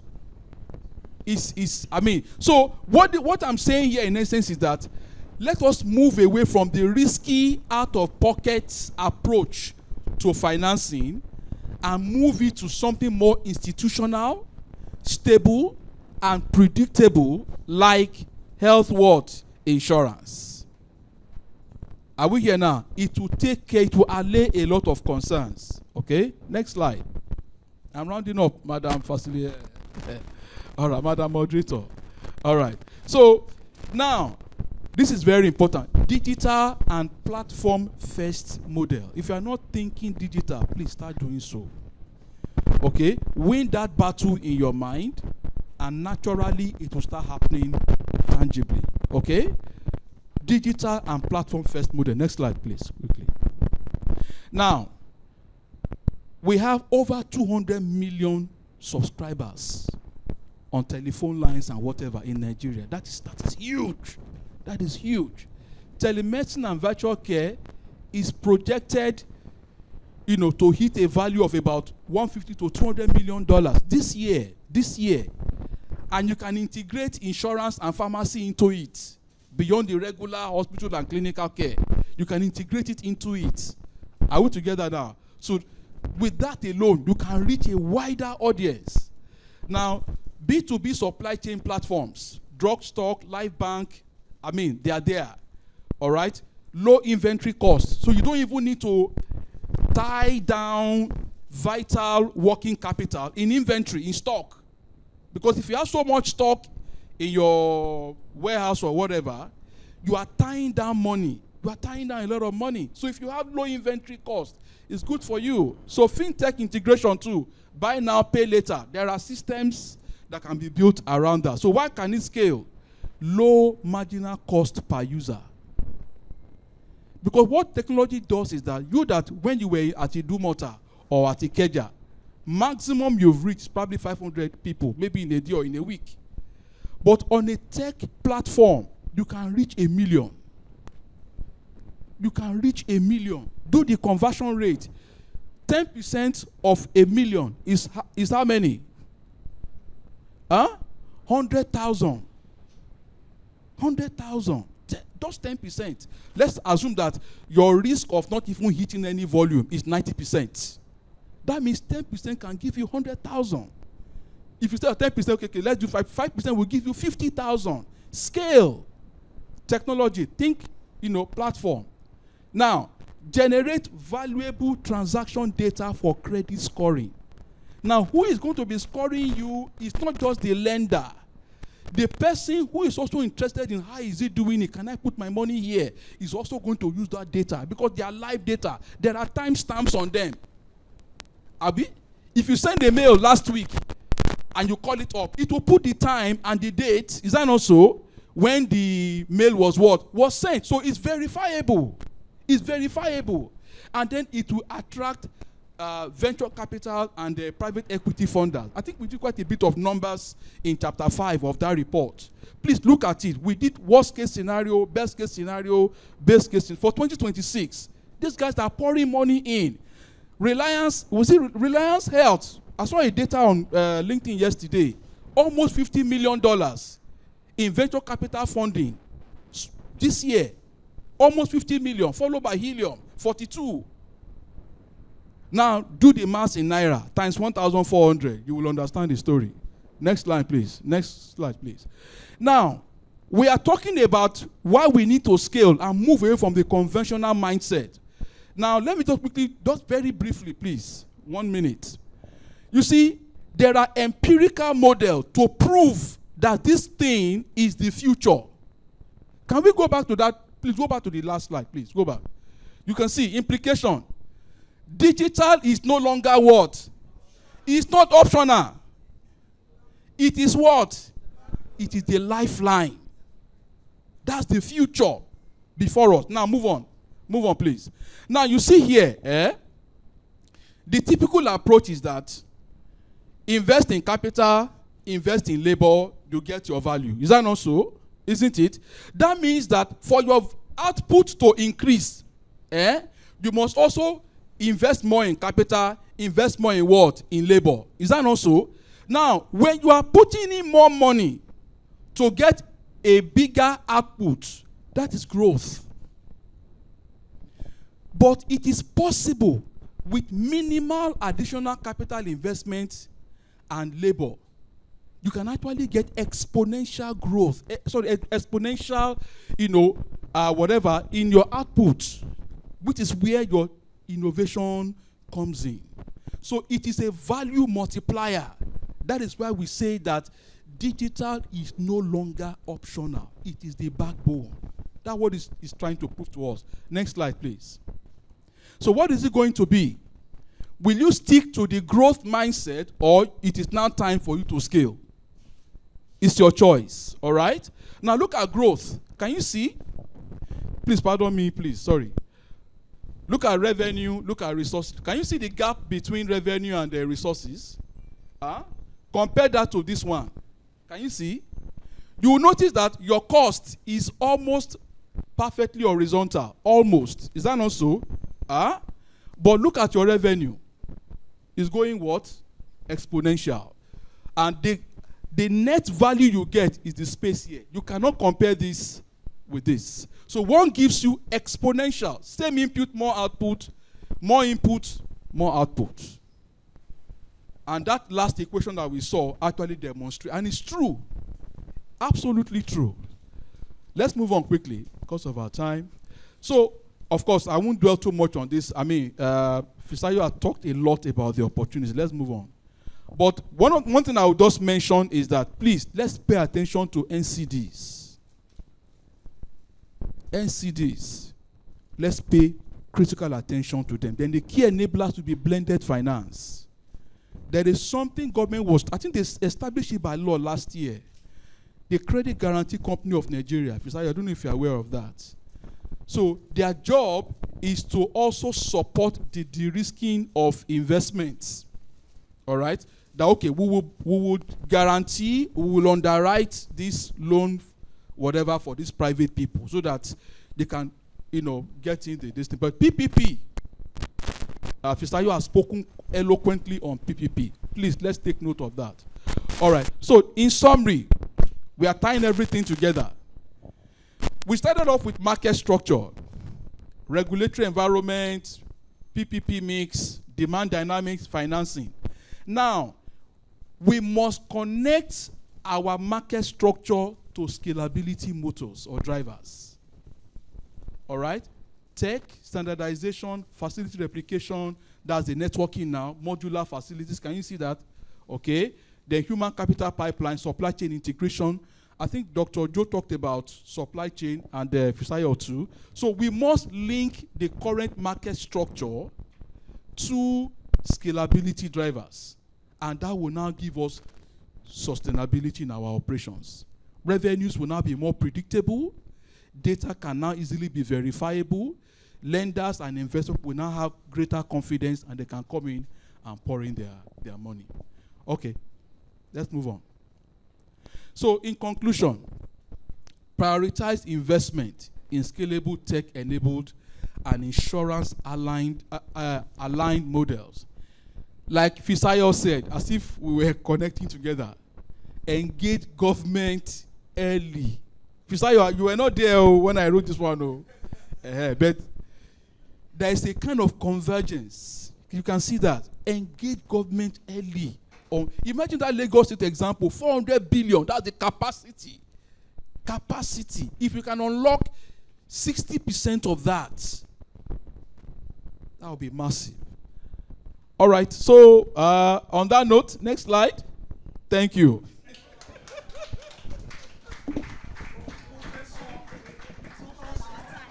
Thank you very much for that presentation. That was Mr. Sunday, lead consultant at Value Edge Advisory Limited. He just took us through market structure, scalability, and operational sustainability. Thank you. We now move into what promised to be very engaging and solution-oriented. we'll be having the panel session and panel discussion. But before that, I will take a few comments from our virtual participants. Just one or two comments. So one of the comments is that from Dr. Ayomide Owoduni, thank you very much for this presentation. Many small facilities indeed face challenges with scaling, because in order to achieve that, you need to operate as a business, not simply a healthcare facility. I agree that we need to move past primarily clinician-led facility. I know of a healthcare facility. Okay. And yes, we are still slow in adopting telemedicine and digital health, and we need to emphasize that. It is not just the future, it is here already, and the companies and facilities willing to aggressively embrace it are already 10 steps ahead. Thank you very much. Thank you very much. We'll move straight to the panel session, and after the panel session, we will take all the questions together. So please, if you have questions, please let's write it down. We are already far behind time. And going straight to the panel session, I'd like to invite our facilitator, our moderator for the panel session. She's the Chief Economist Officer for the African Business Coalition for Health, ABC Health, a social equity organization focused on mobilizing private sector resources to improve health outcomes across Africa. She's a leadership coach and an ardent multi-stakeholders engagement expert with a demonstrated history of working with the health development and education space. Dr. Morris has led initiatives associated with project management in various institutions, including PwC and EY. She has sat at the advisory board of UN German government, a global safe space for multi-stakeholders learning, comparison, and discussion on the UN National Review of SDG. Dr. Morris is a results-oriented private sector engagement expert with strong business development and communication skill, with a certificate focused on strategy, innovating for sustainability from Harvard Business School. Join me to welcome Dr. Morris Atoke. In no particular order, I will now invite the panelists. They've also made presentations, so you've met them already. I will just read a bit of their profile and invite them up stage. He's a strategy, technical advisory, and capacity development professional with a background in management consulting. He's a graduate of the University of Lagos, Nigeria, and the author of books, Business at the Speed of Rema and Anatomy of Business. His ruthless focus is to interpret the dream of entrepreneur and policymakers, thus establishing the will of God in the marketplace. He has a degree in urban and regional planning from the University of Lagos and a certificate in health economics and policy from London School of Economics and Political Science. He has served in capacity of support to multinational organizations such as the Bill and Melinda Bill Gates Foundation USA, the Cleveland Clinic USA, Farm Access Foundation, the Netherlands, and Abbott Laboratories, South Africa. Join me as we welcome Mr. Fisayo. I'm trying to look out for Okunsanya. Mr. Fisayo Okunsanya. She's a passionate healthcare strategist dedicated to expanding access to quality healthcare across Africa. As CEO of Access Heart Foundation, she leads the establishment of Northern Nigerian First Cardiorenal Center, working to provide free heart surgeries to underserved population and build sustainable cardiac care infrastructure in a region where over 100 million previously had no access to interventional procedures. Our healthcare portfolio expands to Chiron Hospital, a pioneering public-private partnership with federal government providing affordable critical care.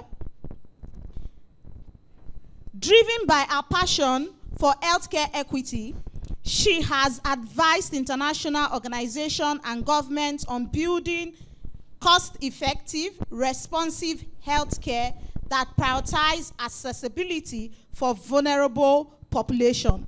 Through her leadership at Access Heart Foundation and Upline Care Group, she pioneers sustainable models that transform healthcare delivery and create lasting impact where it's needed most. Join me as we bring up stage Ms. Lola Mariam Ali, co-founder, Upline Care Group. Thank you for joining us. Joining us virtually is an economist and policy researcher with expertise in macroeconomic policy, fiscal reforms, development economics, and private sector development in Nigeria. He currently leads the Research and Development Department at the Nigerian Economic Summit Group, where he leads research and policy analysis on economic transformation, governance, investment climate, healthcare financing, and sustainable development.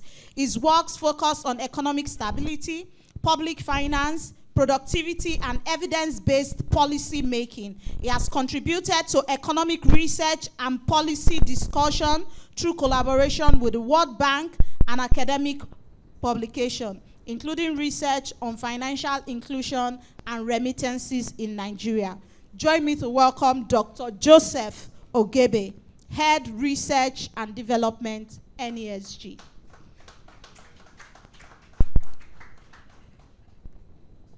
The other person joining us physically here is an experienced Lagos-based strategist and development management consultant who served as lead partner and CEO at Value Edge Advisory Service Limited. He specializes in earth economics, macro-level market research, corporate strategy, and public-private partnership across West Africa. His expertise bridged the gap between international funding bodies, regulatory agencies, and private healthcare providers to build sustainable and high-impact delivery network. Join me to welcome Mr. Sunday Ubejimi.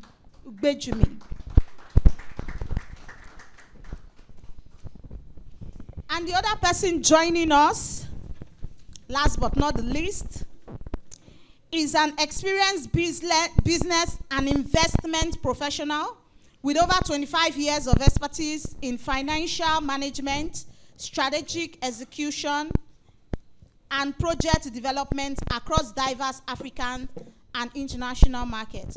His career spans audit, accounting, corporate finance, commercial finance, financial management, financial modeling, and capital raising. He currently serves as the Senior Investment Officer at the International Finance Corporation in Lagos, Nigeria, where he leads the health and education upstream and advisory function for Africa, focusing on early-stage investment and private sector development. He's widely recognized for his strategic leadership, execution-focused approach, and deep understanding of the African business environment. He is also an active contributor to regional and international discussion on healthcare investment, workforce development, and private sector-led economic growth across the continent. Join me in welcome Mr. Chisamoso Mayowa, the Senior Investment Officer at IFC. Thank you for joining us. Over to you, Dr. Maurice.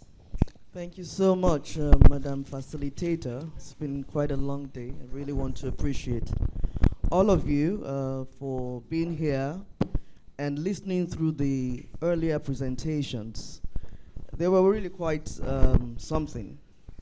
Apart from being remarkable, they reminded us, in actual fact, of where we are as a nation. I mean, the ratio 4-16 by Mr. Sunday just really keeps daunting my mind. But this conversation today on this panel is going to be beyond hearing those insights. It's going to help us better shaping what we must do, what must change, and how to make healthcare in Nigeria more investable.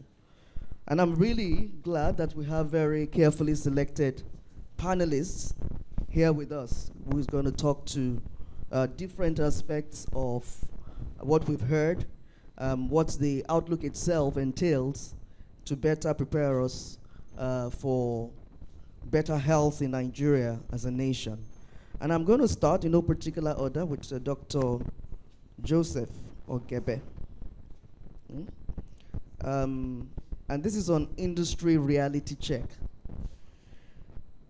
The research that has been concluded and evidence gathered for the Nigerian private health sector outlook, what do you consider and describe as the single biggest challenge currently limiting the growth and the sustainability of Nigeria's private healthcare sector?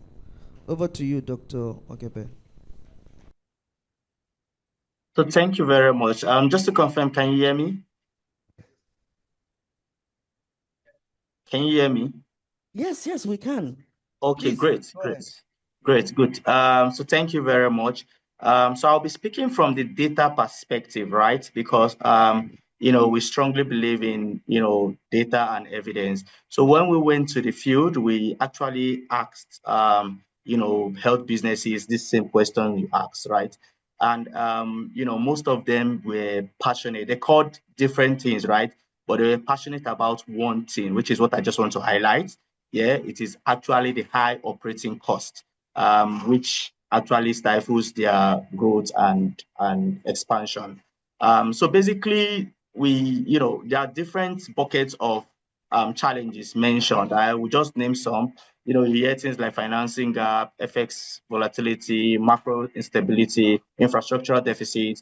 But what we see as the key is the high cost of operation, high cost of operation or high cost of operating a business in Nigeria. And in specific, right, they were very passionate. They talked about the cost of energy and the cost of medical equipment and consumables. In some cases, we heard businesses say that the cost of running generators or investing in solar equipment, it's more than what they actually have been doing in the past 4 or 5 years. So we've seen significant increase in cost, especially with the cost of diesel and fuel, right? So that's one of the biggest costs. The second cost that I just want to talk about is on macroeconomic costs, which is inflation. Businesses complain that the rise in prices has actually affected their cost of operation, and this reduces their profit at the end of the day. So in general, the cost of operation is very high. And just to link it with the second point, right? High access to finance and deficits in infrastructure. There are also points that came out strongly. But what we see is that some of these also tied to the cost of operation, because if you have infrastructure deficits, right, that increases the cost of moving goods from one place to another. And what those businesses will do is that they will just increase it in the cost of production. The same thing with cost of getting finance, right? So everything boils down to the cost of operation. What they are saying is that if government could come in and help them, reduce this burden of high operating costs, that will actually help them to expand. And one of the ways which we suggest, which we think can be done, is that for power, you can use alternative energy. Finance is available everywhere, but you must be prepared to get the finance, right? Either from domestic sources or from international sources, to invest in alternative sources of energy like solar equipment and the likes, especially for hospitals and for your cooling system. Then also for access to finance, we are suggesting long-term financing is usually cheaper than short-term financing, right? that would be very critical for them to actually help to drive growth and to expand. Then also, some also complained about the cost of importation, right? Importing CT scans and others, right? So the government can come in here and see how to give concession in terms of either concession in terms of either lowering the cost of accessing credit for finance, or the cost of clearing your goods from the port. So these are some of the points I just wanted to highlight, and it actually came from the field study we did. Thank you very much. Thank you so much, sir. I don't know if you observed, but we asked for one single challenge and it went on and on. That's to tell you that, we could spend the whole time on this panel just discussing what the challenges are. I'm going to come back to you with research insights and market signals very soon, but I'm going to go to Mr. Chiamiso. Mawoyo. Pleasure having you here, sir. On investment attractiveness, and I think they've done a lot of justice to bring you here from your perspective and experience, given that Nigeria's healthcare sector is often described as high potential but also high risk. So you tell us, from an investor's perspective, what will make the sector significantly more attractive for institutional and long-term capital, genuinely, and I mean that. Thank you very much.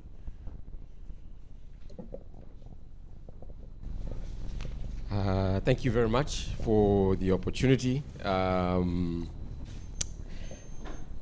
What will make the sector attractive for investability? So I think it was Dr. Fiseyo who mentioned what we like as investors. We like predictability.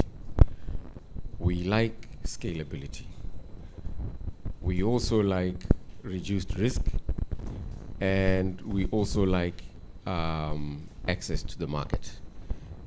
I think in terms of Nigeria, most of those elements we spoke about are there. The issue that is more challenging is what I would call predictability. So predictability, we must look at it in both sides. Some people wanted to always look at the positive side, but I want to caution and say, actually, as investors, we don't mind if we're told for the next 5 years is going to be very tough. It's very predictable for us to know, and we know how to plan for that. What we don't like is it's going to be very tough, and all of a sudden things change and they become very good for 1 year, and then after that they become worse than they were for the last 3 years. So when we have a lot of volatility, that is what we don't like. And it's quite easy for us to plan when we know, let's tighten our belts. We know for the next 5 years, these policy recommendations are changing. We know these are the things we need to be careful for. We can plan for that, and we can do what we need to do. But I think to answer your question in a little bit more of a holistic approach that is limited to Nigeria and not just generic, because what I gave you was a little bit more generic. In terms of Nigeria, there are a few things that also all the consultants mentioned today that are happening in the right direction right now. We have, and the book also talks about it as well, that is being launched today. There is a coherence of policy and intentionality that we are seeing in the healthcare sector that is special, not only in Nigeria, but in many countries, they don't have that.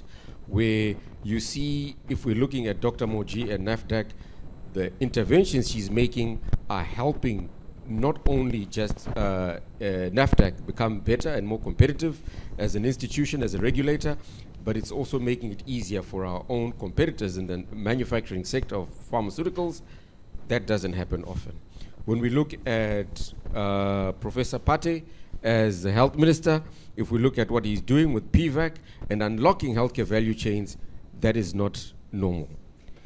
When we're looking at even our central bank governor, as much as we were looking at interest rates that are still quite high, but they are trending downwards, that is also not common, that there's a convergence of a lot of positive things in the healthcare sector. And of course, the last and most important is what we're seeing in the national health insurance area, which is the demand side, which for all of us, if the demand side is not fixed, it doesn't matter how many nice pharmaceutical products we manufacture or how many new hospitals we build, if there's no demand for it, it doesn't get fixed. So the convergence of all these things for us is really positive. And we are trying our best to ensure that at least, you know, we're investing in what we're seeing.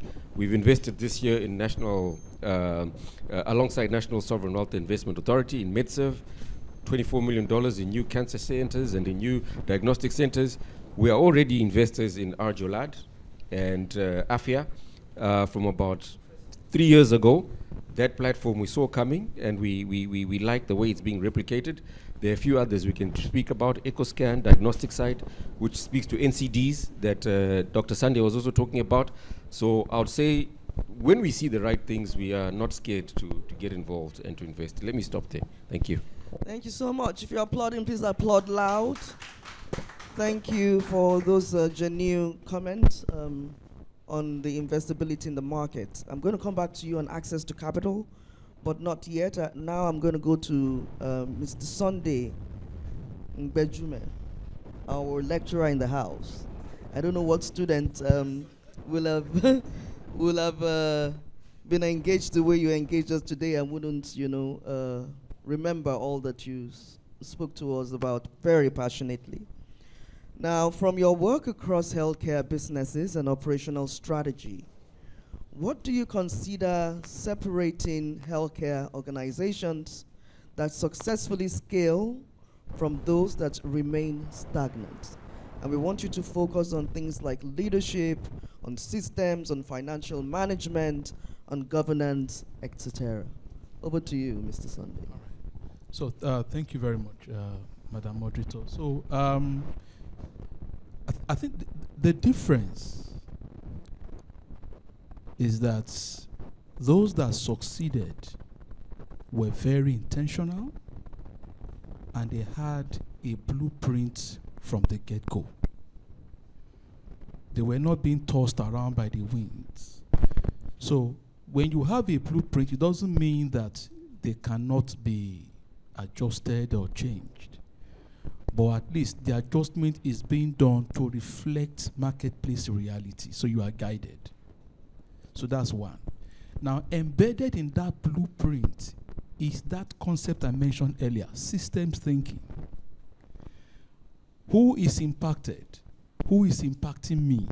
How do I connect? Like the hub and spoke approach I talked about the other time. Now, I cannot be everywhere at the same time. What can I leverage to be able to have a wider reach?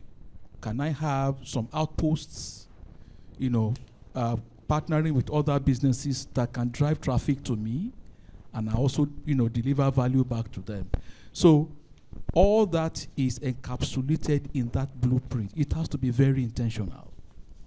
Now, talking about leadership, like the IFC gentleman just spoke about. Sorry, I think it's Cheesy, right? Cheese. Okay, good. Good. There was something he said that I really loved. He said, if you tell them that there are tough times ahead, it doesn't scare them. It simply means that you are able to predict that there are tough times ahead. But how do you now convert that into value? That is where the intentionality comes in. All right? So in terms of leadership, you are not alone. You are not the tree that is making the forest, even though a tree alone cannot make a forest. All right? Who are you working with? Now, you are a clinician. Do you have a business person who understands finance, who understands cooperation and the rest of them? So even in your absence, the business does not die. So if that risk of business continuity is taken care of, and there is structure, and there is a sense of direction, you can begin to handshake people like Mr. Cheese, for example. They will give you an audience. I'm particularly happy that they were part of the triggers for success for Arjolad, for example. So that means there is something the man is doing right that is aligning with them. So I think that if we, again, taking us back to that McKinsey 7 and just rounding up now, all right? So structure, pay attention to structure. Have a strategy, a blueprint, all right? What kind of leadership style are you running? Is it built exclusively around you alone? or you are able to also delegate certain level of power that guarantee continuity of your business. Because your business must be a going concern. That's the language. Okay? Then the skill set of your people. Okay? The quality of staff that you have. So if you use that 7S framework, for example, and this is not theory, please. These are tested tools that you can adapt. And I'm very sure with time, excellence matures with time. And it is habitual. Once you keep iterating, you'll be fine-tuning from time to time. Before you know it, you have a very clear path. And it becomes predictable. And once there's that sense of predictability, then people can begin to take you even more serious. So that's the whole ingredient for success there. Thank you. Thank you so much. Please, a round of applause for him for dishing out the ingredients for success for us. I mean, that's really quite important that we know. So if we combine what we've heard with Mr. Cheese, with what he said, we know that predictability is a huge factor, and the fact that you must be a systemic thinker, and also from the get-go know what you're doing and where you're going is really critical. So doing your homework really quite well before getting into the market is a very key element to success. I'm going to go to Dr. Ololali, and thank you for being here with us. She's a remarkable member of the Health Policy Commission of the Nigerian Economic Summit Group, Health as a Business Thematic Group, right? She says she tries. Please let's give her an applause. She's the only woman on this panel.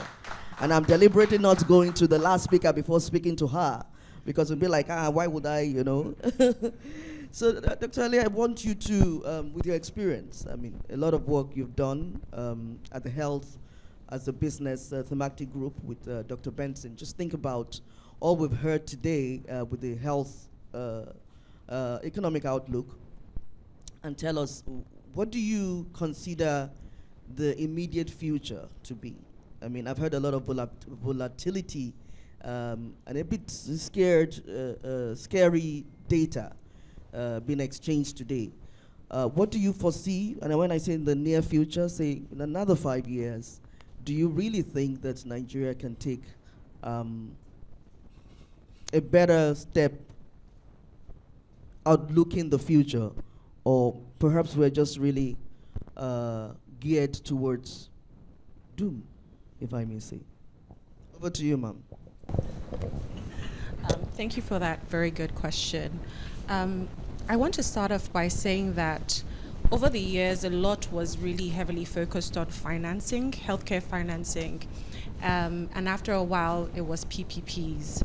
And I think as a nation and as an industry, we have to really commend all the various stakeholders that play in those two fields, because a lot has been done. A lot has improved. You can access, single-digit loans or, very low double-digit loans, for example, with BOI. When I started my first healthcare facility, I was 22. And I got a loan from BOI. Did you hear? Please clap for her now. No, that's not the point. Really? But I got a loan from BOI for 10%. I was approved same month I applied. Loan was disbursed within about 5 months, and I knew nobody. So there's nobody that can point to me and say, oh yeah, we helped her. It wasn't the case at all with myself and my mom. So a lot has been done in financing, and even with PPP as well. So for example, with our PPP, we signed off and took off in less than 6 months. So I think it's very necessary that we commend even the government and what they've done to make that process very seamless, because oftentimes a lot of us tend to, or rather a lot of these conversations tend to focus on the negative, or rather rehash issues that have really been solved. So going to your question as to looking forward, what is the way forward? I think it's really to do with the demand side, because we cannot get that investor confidence if we cannot give them that predictability. Just as my fellow panelist has said, and he's absolutely right. I was taking notes from the presentations by Mr. Fasaya and my other panelists, and they're absolutely right. You know, most of the payments in healthcare, private healthcare, is out of pocket. I know patients, or we had patients who can no longer afford our facility, and that's the truth. And I think a lot of private providers can say the same thing. On Sunday, I visited a facility for sale at about 25 beds in Lekki Phase 2, and this facility was empty, yet fully equipped. And it was really sad. But guess what? There are a lot of facilities like that. A lot of private healthcare providers do not have patients. Let's be honest. People are boasting of 100 patients a day, 150 patients a day. In Nigeria, by Lagos statistics, that is good. But think about it. Is 100 or 150 patients a day in a state where you have over 20, 25 million people good statistics?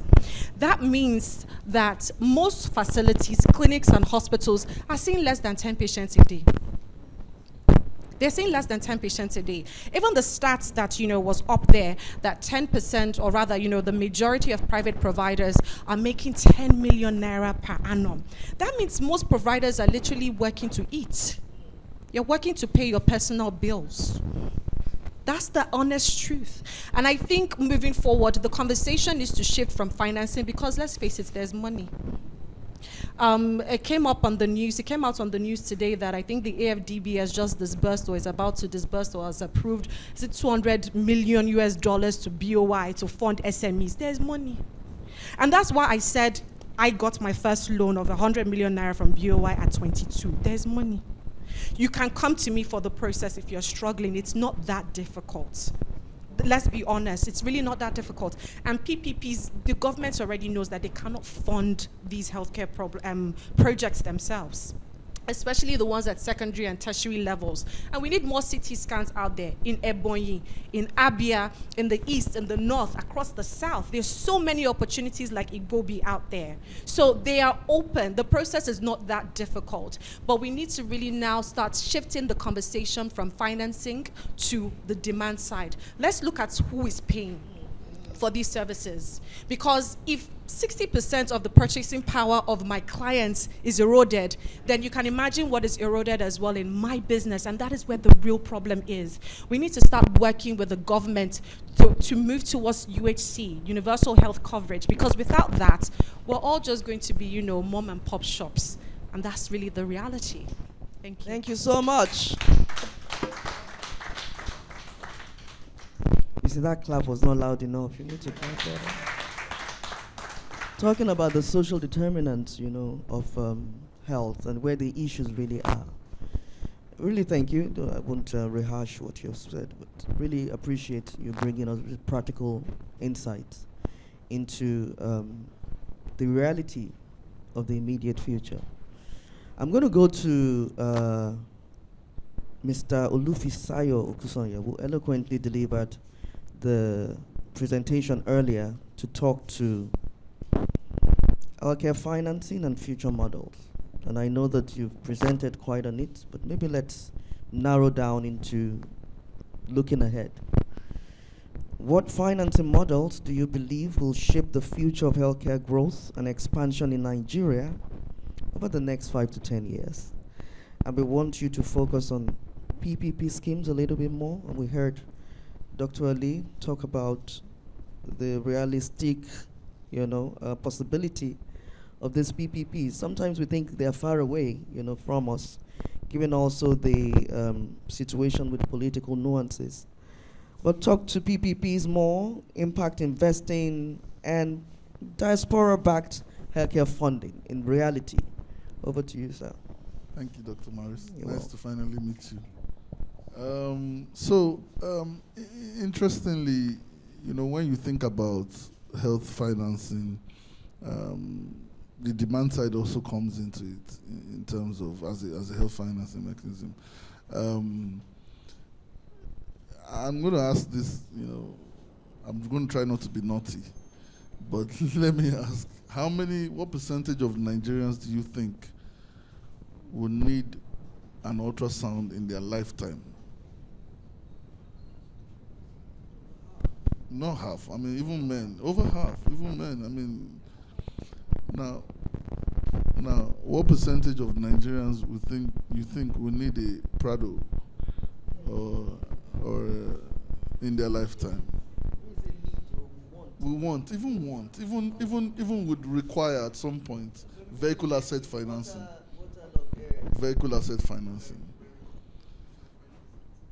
But you know, I see some of my bankers here. They're looking down because they know I'm coming for them. But the banks would rather finance a Prado than an ultrasound. Predictability and the ability to resell. So, what would drive healthcare financing is the idea is stepping down healthcare assets from considered as being high risk. That's the major thing that would drive healthcare. Because once you can achieve that, money starts to chase healthcare. So if we think about that, then we now think about health insurance and the provision of that predictable funding base, right? Once that predictable funding base exists, you know what they did in Thailand was after they set up their mandatory health insurance scheme and they had data and they made it mandatory, the government now said, I will not buy healthcare equipment anymore.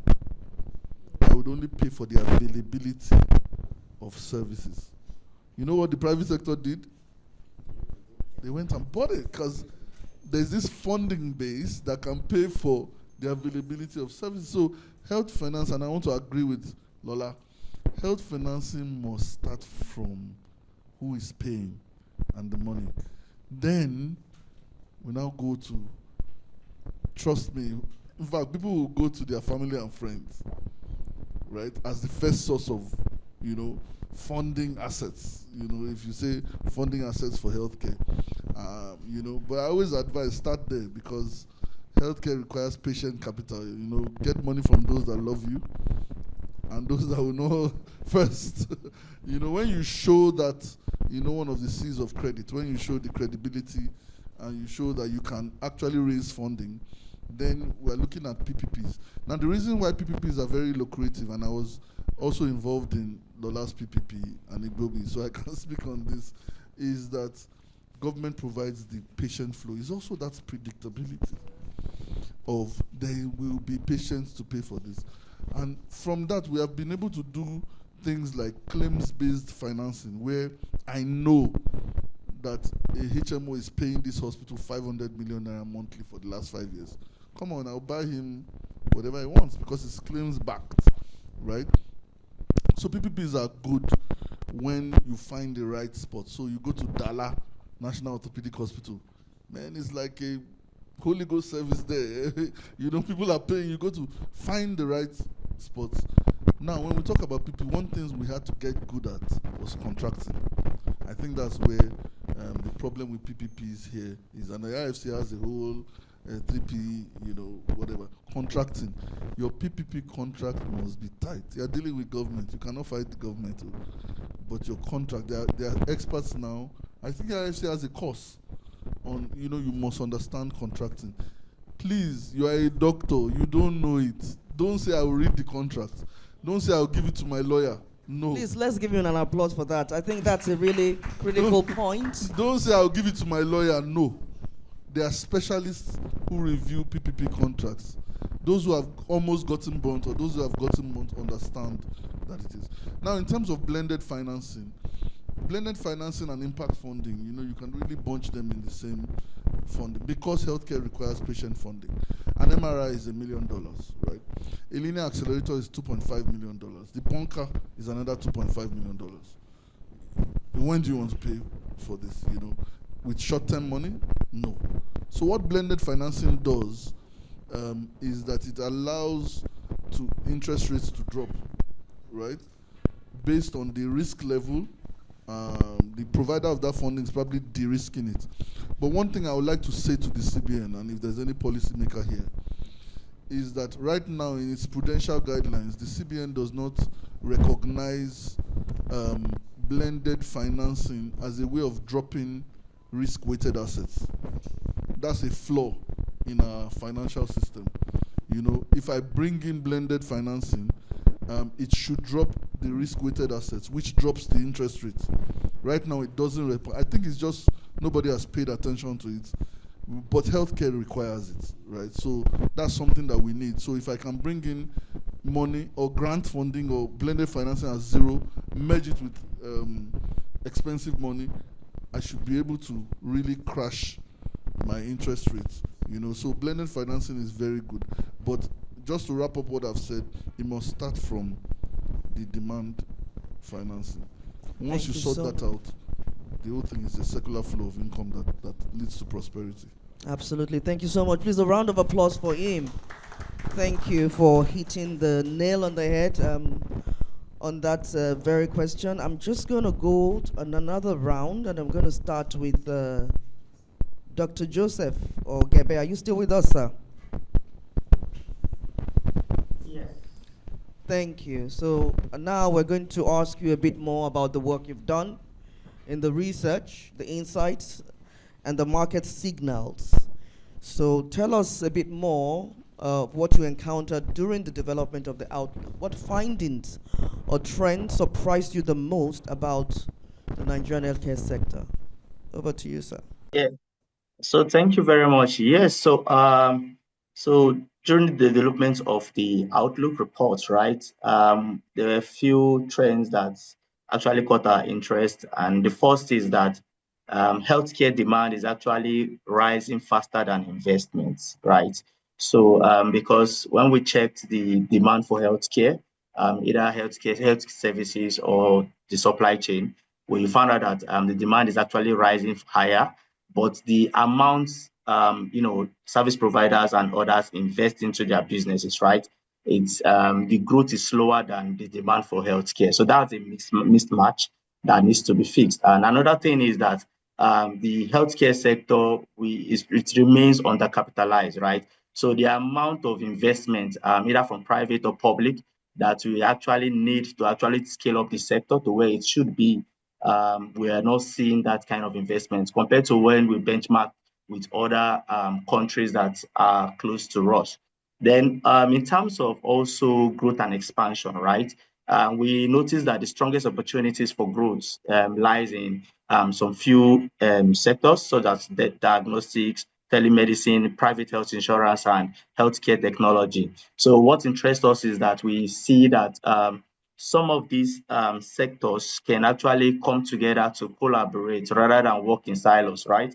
Either with health, collaborate with health hospitals and clinics, or with pharmaceutical manufacturers and the like. So we note that it's better for them the sectors to collaborate rather than them working in silos, because that's the only way you can help to expand and also grow your business. Thank you very much. Thank you so much for your contributions and the research insights and market signals that you have eloquently dished out to us for that particular topic. I'm going to go to Mr. Mawoyo, Chis Mawoyo now, and we're going to talk to access to capital. So, many healthcare businesses in Nigeria struggle to access affordable long-term financing, as we all agree. In your view, what are operators getting wrong, and what would investors or DFIs like IFC typically want to see before committing capital? And we want your focus to be around financial reporting discipline, scalability, governance and transparency, operational sustainability, and leadership quality. Over to you, Chase. Thank you. And next time, please make sure I don't sit next to the moderator. I seem to be getting all the hard questions when I'm sitting close to I think those are very fair questions, and I like them in that they are now drilling down to the practicality of what an individual business should look at and should think about. I think there are two buckets we should keep in mind when we're looking at trying to access financing, whether you're a healthcare business or just a normal business. There are going to be internal factors that we look at as financiers or investors, which I can basically say are factors that are within your own control. And then there are what we call external factors, which you can call macroeconomic, or you can call market-based or ecosystem-based. So if I look at the internal side, we're looking at your financial capability or your financial capacity. Financial capacity is looking at your balance sheet, your borrowing capacity, your ability to be able to get funding from any financier. We look at your assets, so it's a good thing if you're a young business, if you're building up. When you make a profit, you've had a good year, instead of giving out dividends, if you're still in the building up phase, rather buy assets, or rather make sure you keep that money in the business, because it's going to help you when you now need to build up scale and you need to grow. So that's the balance sheet size. And then on the profit and loss side, we're looking at your profitability. How good are your profits? How big are your costs? Is there money left over in the business? Because that's what anyone wants to know in terms of reaching this sustainability that you're talking about. If there's no financial sustainability, if your business is not profitable, it doesn't matter what sector you're in, no one is going to finance that business. In fact, you are also digging your own grave if you're not profitable. So the next thing is operational capacity. How good are you as an operator? With us as IFC, we have what we call benchmarks for whether it's pharmaceutical businesses or even for hospital operators. You can sign up to some of those benchmarks. If you want to know within your own business line, if you are a hospital, if you're a private primary care provider, if you're a tertiary hospital, we have a database of world over all the people we financed and even others we haven't financed. So we'll be able to tell you, if you are a 100-bed hospital, this is how much you're supposed to be making as a margin. This is how much you're supposed to be making at gross margin level. This is how much you're supposed to be carrying out at EBITDA or operating profit level. They're there. If you look at those metrics, they'll give you a picture and an indication of how competitive you are within your own field. So that's operational capacity. Number 3, we'll look at your track record. What have you done before? I like Dr. Lola saying she's accessed funding before. I've been able to borrow. When you borrow, did you pay back? How quickly did you pay back? What does that show in terms of your credit worthiness? I think Dr. Sunday also mentioned a little bit about the fact that these days everything is being tracked. So all those things are good because they help you to look, make it easier for you to access more money. And then also in terms of, what have you done before in terms of whether it's a pharmaceutical business, how many lines have you operated before? Now you want to open beta-lactam. What have you done that's on the antibiotic side or anything that's related to that before? Because those are the things that will predict your capacity to succeed or to struggle in the new venture that you're going to be in. So all these things are internal. That's what we're looking at. Technology comes into it, digitalness comes into it as well. Externally, we're looking at the market. Once again, Nigeria is blessed, 200 million people. But where are those people? And where are your products? In terms of Nigeria, a lot of people, when we're looking at Lagos, we like this little triangle of Ikoyi and VI, where there's not too much traffic. It's easier for us to move here.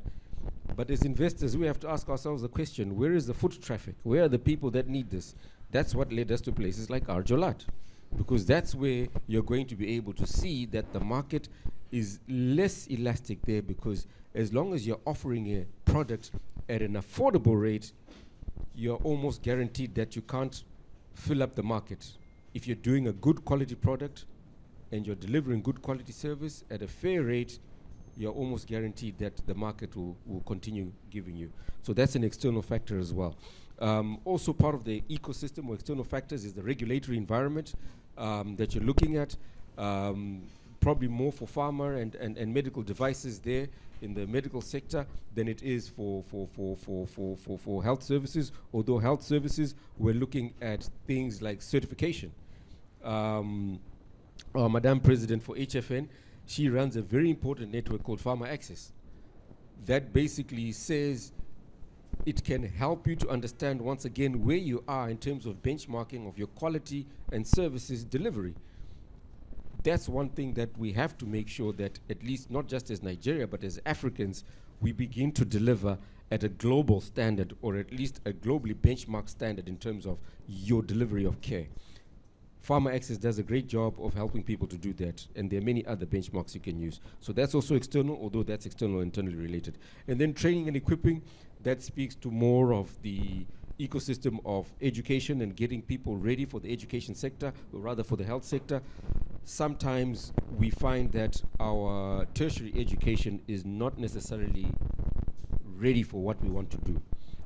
The pharmacist, I'm sure, will be able to tell you that as much as we have many people graduating with a degree in pharmacology, put those guys in an industrial plant and they're at least 3 to 6 months away from being effective to give you a return, because what they're being taught at the university is not practical for what they're trying to make them do. You see, I'm struggling to stop him because, you see, it's where the money is, and everybody is telling me to stop you. I'll stop. I think that paints a good picture. There's Thank a you. round of applause for him. Thank you for dishing out as much as you can. They're really quite useful comments that we've heard there. What we must do to access capital, the capital that we so need. And we had Lola mention that she was able to, with no particular struggle that she can point at. And I think that those are things that we can take back.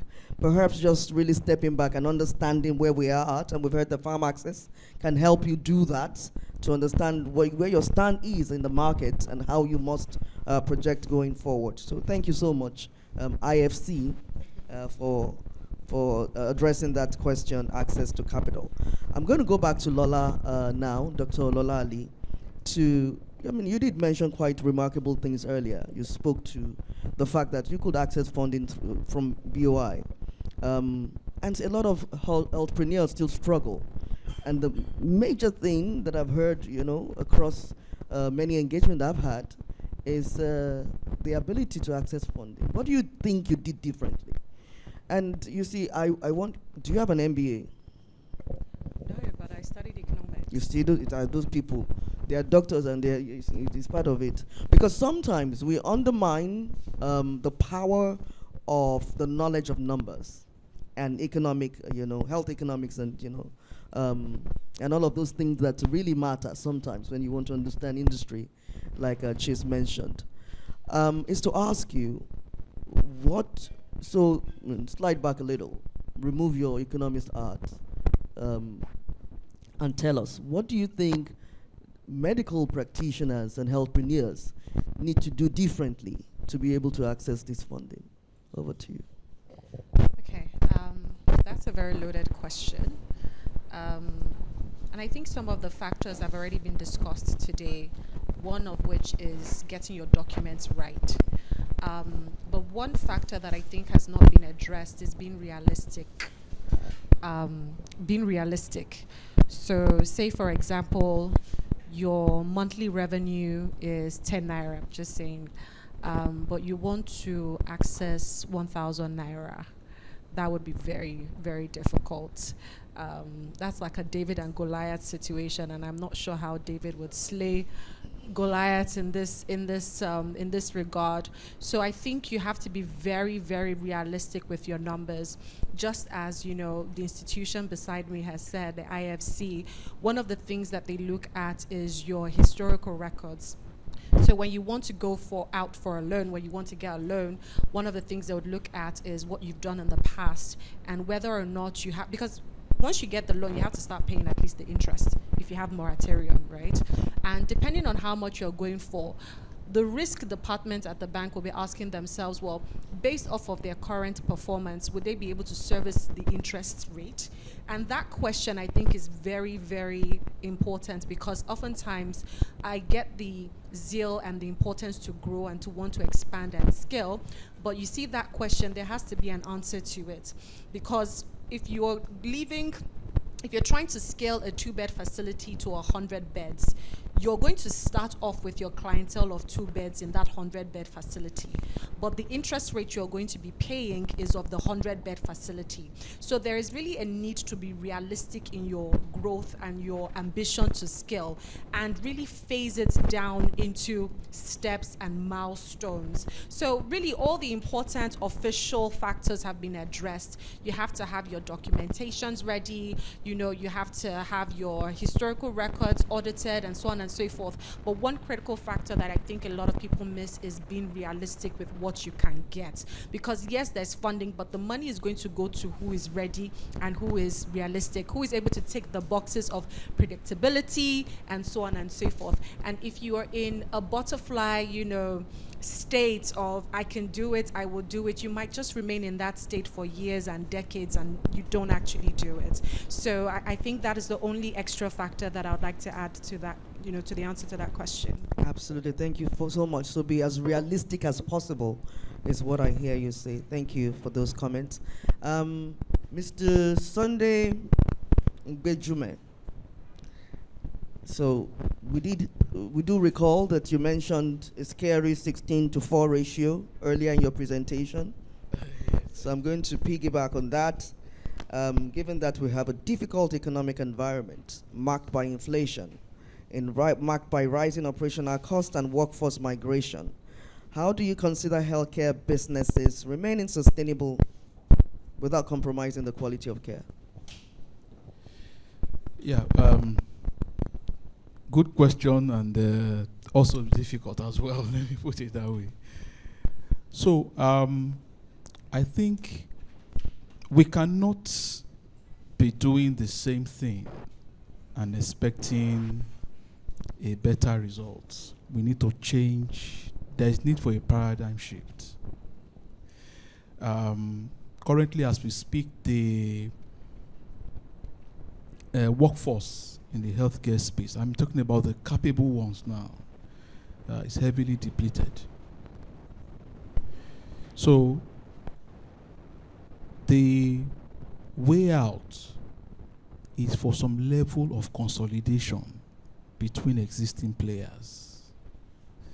Where is the sticking point where people can be able to come together and optimize the available resources that they have? Because the truth of the matter is that the push factor for qualified healthcare labor is quite strong than the factor that retains them. So I give you an example from nature. When you have harmattan and you observe a plant, maybe the flower in your compound, you realize that it doesn't keep all its leaves in full. It sheds them. Why? Because it adopts that strategy to conserve whatever water resources are available that will keep it alive till the raining cycle comes. So in this case, the leaf we need to shed is our ego in that sector. We need to look at the point of convergence. Can we pull strength together and survive? Because 2 beds here, 3 beds here, 5 beds, nobody will listen to you. Not even BOI. Lola, am I right? Not even BOI will listen to you. Because there is strength in numbers, like Fisayo said. So can we come together? I'm strong in ops and gynae. You are strong in physio. You are good in that. Can we put these complements of capacities together and then come up with one entity that can deliver this level, this spectrum of services? You understand? And then the records are there. We know what physio is bringing in. We know what ops and gynae is bringing in. We know what general medicine is bringing in. And then, you know, you do all the contract, like you said, the contracting arrangement, not just with government, even amongst ourselves. Because you see, like I said earlier, fragmentation is a problem. We are ripe for consolidation. We've existed in that fragmented state for far too long. And we can't keep our finest brains. There are more Nigerian doctors in Chicago than the whole of Nigeria combined. So for me, it's a tall order. So until we begin to aggregate, you know, I mean, imagine investing 10 million in 3 years. 10 million in 3 years. So that means how much do we even invest in a month? Probably less than 300,000 naira. What would that one cover? Then adjust that for inflation. The value comes down. It erodes everything. So we cannot, you know, be in splinters. Yeah. So we need to come together. I'm a physio person. You are a pharmacist. he does gynae very well, he does this very well, 2 bed, 1 bed, 5 bed. Can we pull resources together, agree on a framework for collaboration, and then we come out as one entity, and then we can talk to chiefs, we can talk to BOI, they will listen to us. So I think for me, that is the way out. That's the way to navigate this current turbulent economic situation. Because, I mean, the system itself is not even friendly. Like we talked about the issue of GDP growth of 4%, inflation rate of 16%. And 16% as at this time, if the other crisis, geopolitics, still continues, it may rise to 20, maybe in Q3. And that ratio turns from 1 to 4 to 1 to 5. And then it keeps, even investments are being eroded too. So as inflation is rising, your investment value is also being eroded because you have to adjust for that risk of inflation. So for me, I think there is strength in coming together. We need to shed that leaf of ego and then survive this harmattan, which is the turbulent economic climate that we find ourselves. That's the reality. Thank you. Thank you very much. A round of applause for him. You've heard from the economists. Miss, we need to shed ego. I hope it really can happen, I thank you. I'm going to go to, of course, Odufisayo Okusanya once again and talk to what specific policy, and you did talk to policy makers and influencers earlier. And coincidentally, NESG is about policy influence. So the Health Policy Commission is focused largely on that area. So I want to believe that what you say here regarding policy reforms or policy shaping will be as impactful as it should be. So what policy reforms or government actions do you consider would immediately accelerate private sector participation and investment in healthcare? So we want you to talk to things like ease of doing business, local manufacturing support, tax incentives, and regulatory efficiency. Thank you again, Dr. Morris. So again, let's be a bit more fundamental with the policies. One of the direction that the government has gone is mandatory health insurance. Now, health insurance was voluntary in Nigeria, sort of till now. We say the difference between may and shall in the law. So if you make health insurance mandatory, that's beautiful. But Nigeria is structured as a country with 3 levels of government. So, and in order for health insurance to work, there must be subsidy and compulsion. So we've done the compulsion. But the problem with compulsion without subsidy is that it's a crude joke on the poor. Because they're like, okay, force me to pay from where? You understand? So subsidy is now the next level. But the federal government has done its part, because really the federal government does not own that many facilities, right? It's really with the state and the local government. So states now need to localize that mandatory health insurance. Now, if we are going to be honest, since Sunday talked about ego and all that, if we're going to be honest, the next question will be asked is, it's easy to enforce health insurance in a city, state, or a country where there are social benefits that people enjoy. So you can pull on those benefits and say, if you don't pay health insurance, you don't get this, right? But if you are not giving people social benefits, then they see health insurance as tax. And that is, I think, the major problem. People seeing health insurance as another level of tax. Primarily also because the last leg of social health insurance, and there are 3 pillars that support it. One is employee-employer participation, which means in our large informal sector, it's hard to track. So we have to find ways to formalize the informal sector. The second is government contribution. Our tax to GDP ratio is weak, unlike other climes. The third is the state of the facilities. Even if I pay for it this year, if I cannot access care, I'm not going to come back next year. Then I start seeing it as a tax. So in terms of policies, fix the PHC system. I mean, just fix the PHC system. Let's stop talking about it. Let's just fix the PHC system. You have Farm Access talking about quality, and I think federal government has adopted it on some level. You have, let's just fix. That's something we should focus on. So that when you now say health insurance, people know I go there, I mean, we've done a lot of traversing around the country, and there are some PHCs in this country that you won't allow your goats to go give birth. That's the truth. In this country. You know, so if you say I should pay for health insurance and I cannot access care, you know, I'm not going to talk about tax rebates and all those things, because we know all those things. We've said it for years. I'm saying that we can make healthcare such a good business that we don't really need, you know. Policy direction can now say, okay, I focus on this. When you are importing XYZ, we shouldn't be even talking about it.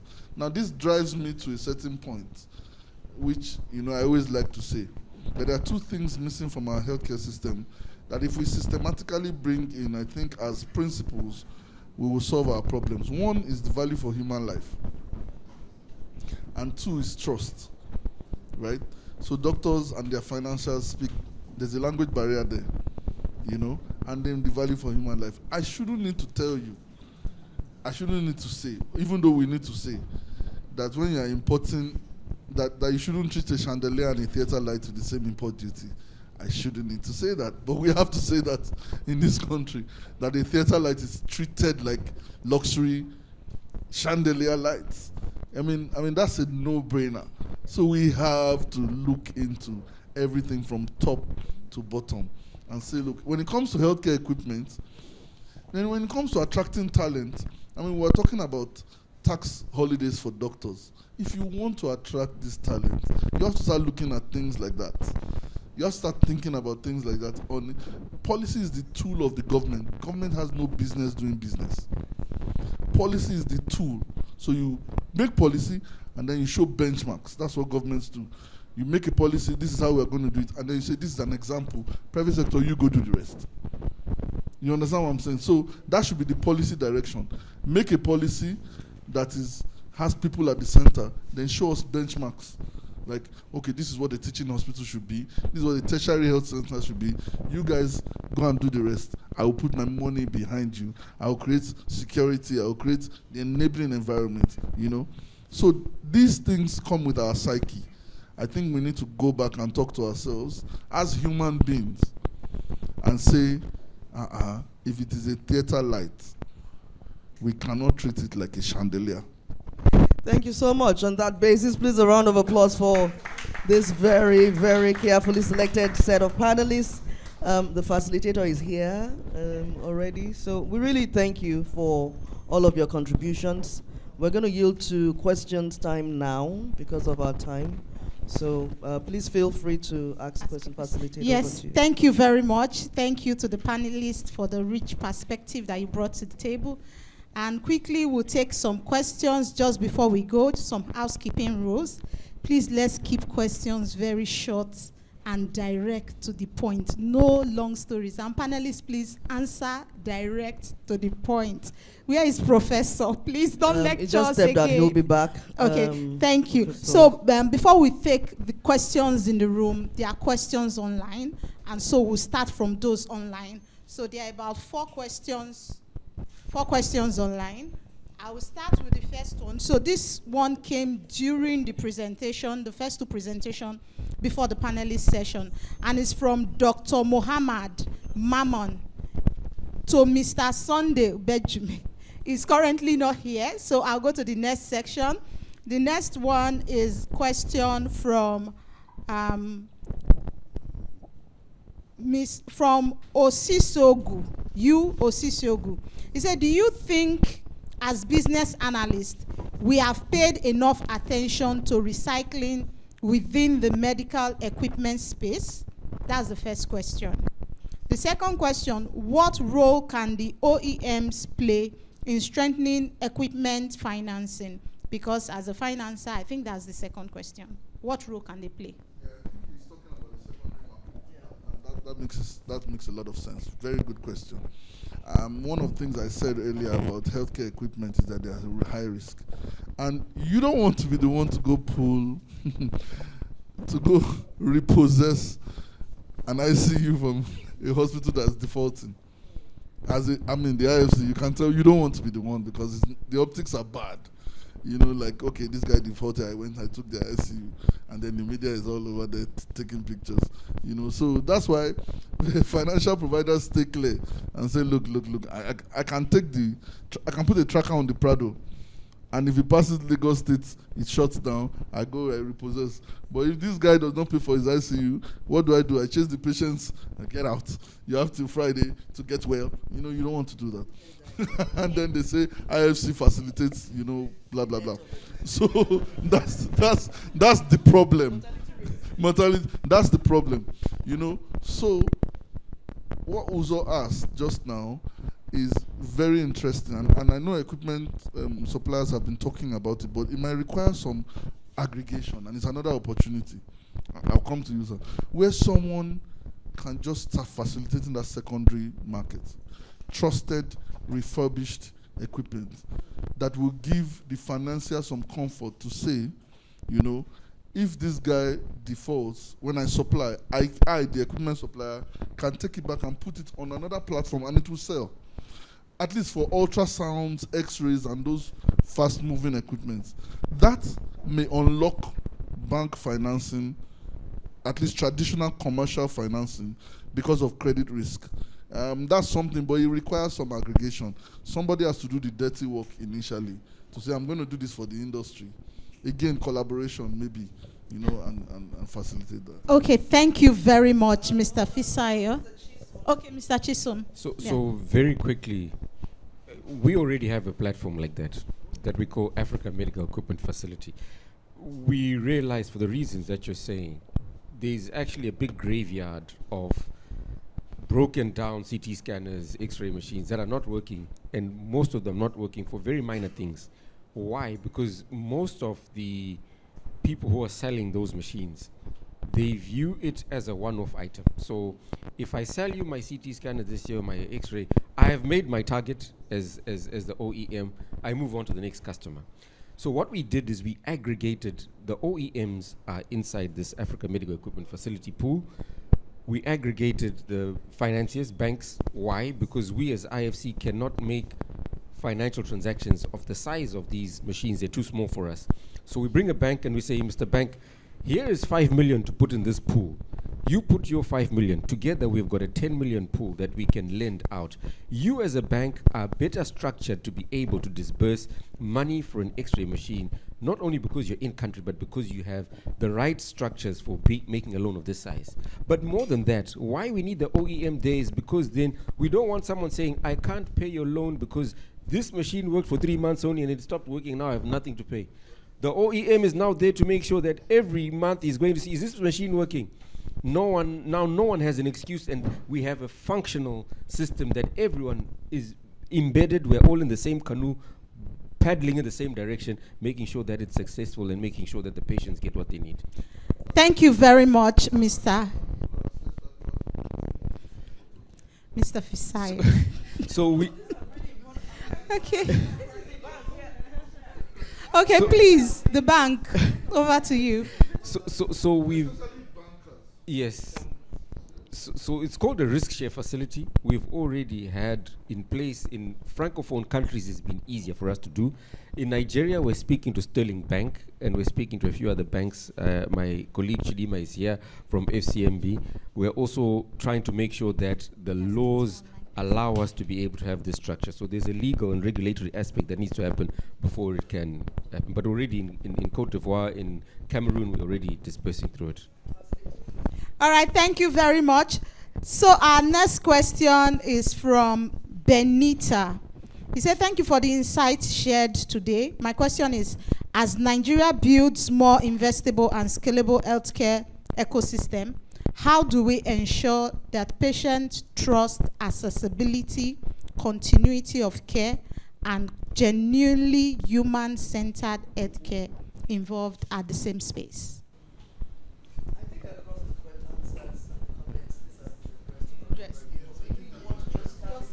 You want to say anything?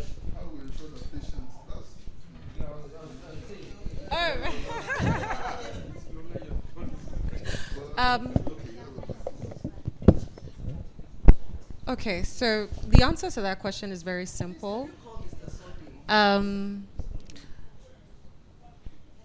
people who worry about that question are the doctors who don't trust one another, not the patients. And that's the honest answer. Patients will go to where they deem valuable. Private healthcare, I liken it to open markets. You know, you take your wallet, you enter the hospital. If you don't like the service, you exit and you go to the next hospital.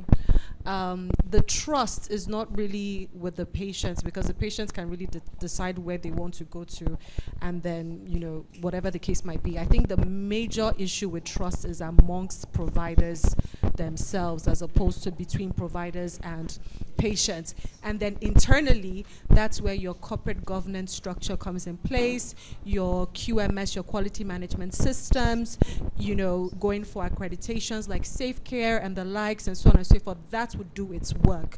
But the main issue when it comes to trust is not really between the providers and patients, it's amongst the private providers themselves. And okay, thank you very much, Dr. Lola. So the next question is from Dr.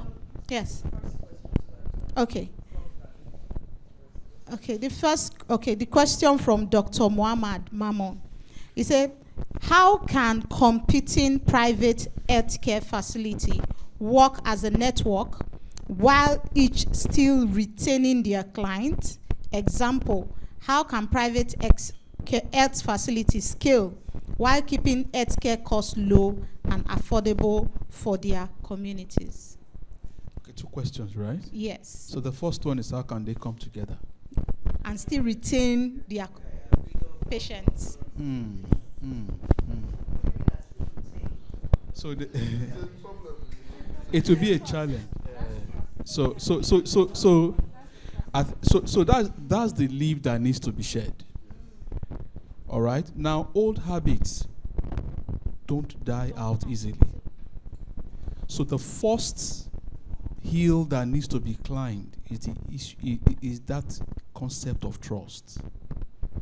Okay, and of course, to de-risk that matter for them, that is where they need to maybe get an advisor or a consultant that can help, you know, come together. I mean, develop like a legal framework on how they intend to work together.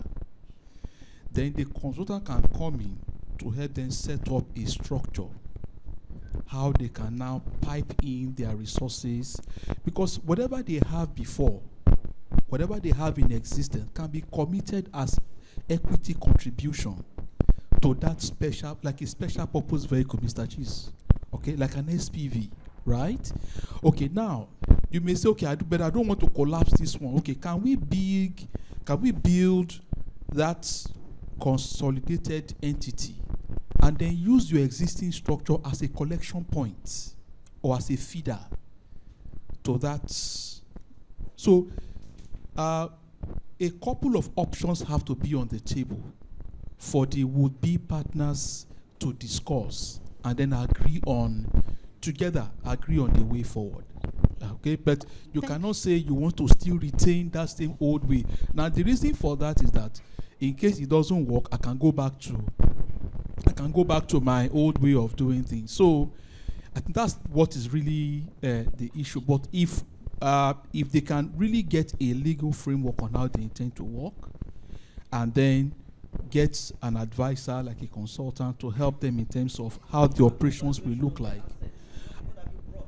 Of course, so all that will go into the legal framework. So what are you bringing to the table? Because that will also influence how they split the bottom line or whatever, and then the kind of risk they're also going to bear from the entity. Time. Thank you, Professor. Miss Lola wants to say something. No, please. Please Just one pass line. it to her. Just Pass it one to her line, first. one line. I'll just say I'll be very quick with mine. One line. I'll be one very, line. No one problem. line. Okay. Yes. I was going to say a bit more, but I'll just say one line, like you said. Okay. If you don't do that, you will die. That's all I'm going to say. Without the legal framework. Yes, that's it. If you Just don't do one it, you will line. die. Yes, Mr. In Fisayo. healthcare, you don't have patience. We should stop it. It's somebody that referred to you from primary care now. Which is Thank your you patient. very much, Mr. Fisayo, and thank you, Dr. Lola. Thank you. We still have 2 questions online, and we have people in the room that still want to ask questions. So let's keep it short and straight to the point. So the next question is from Dr. Akangbe Raphael. What opportunities exist for private healthcare providers in Nigeria within the growing global digital health economy? In what ways, question 2, in what ways can health startups and health tech innovators contribute to strengthening Nigeria's private healthcare market outlook? You talked about, Mr. Fisayo talked about digital health, so please, that question. Yes, just one line, maybe as a recap, probably the person was not in the room. Data aggregation, helping to coordinate, data is big, and we said data is the new oil, right? Building innovative AI-driven solutions that can help us, decision support systems for task shifting, task sharing, because we have HRH issues. Those are the areas where value can be brought in. Okay, thank you very much. So we'll take the last question and come back to the room. So if you have question, I know she's number 1. Any other person? Thank you. Okay, 2. Okay, thank you. So the last question from Dr. Ayomide Owoduni. He said, what can be done to address the Japa syndrome? So far, we've discussed providing better services and improving partnership, but we are increasingly losing healthcare providers, and without qualified providers, the system will collapse. So what can be done? Japa syndrome. You talked about Japa syndrome. Yes. I think again we have to rethink this thing. Brain drain or health worker migration is not a problem. Why do we see it as a negative thing? Bring new people in. It's not a negative thing. There's a global world of work. People will go where they are treated the best. Yes, exactly. So make your environment, 1, the best. 2, places like Philippines uses it as a strategy. Do you understand? So increase your production, partner with, they even get paid. They have something with WHO that's framework for Filipino nurses in the UK, in India. Turn it into a strategy. Increase your production. Get NHS to come and build medical schools here. Increase your production. Let it be a strategy. Sign and say you will practice 5 years there. After 5 years, you will come back here and practice. After 5 years, when you do your 5 years here, then you can go abroad and you can decide whether to go there or live here. Build a policy framework and be deliberate about it, so people are not just going sporadically.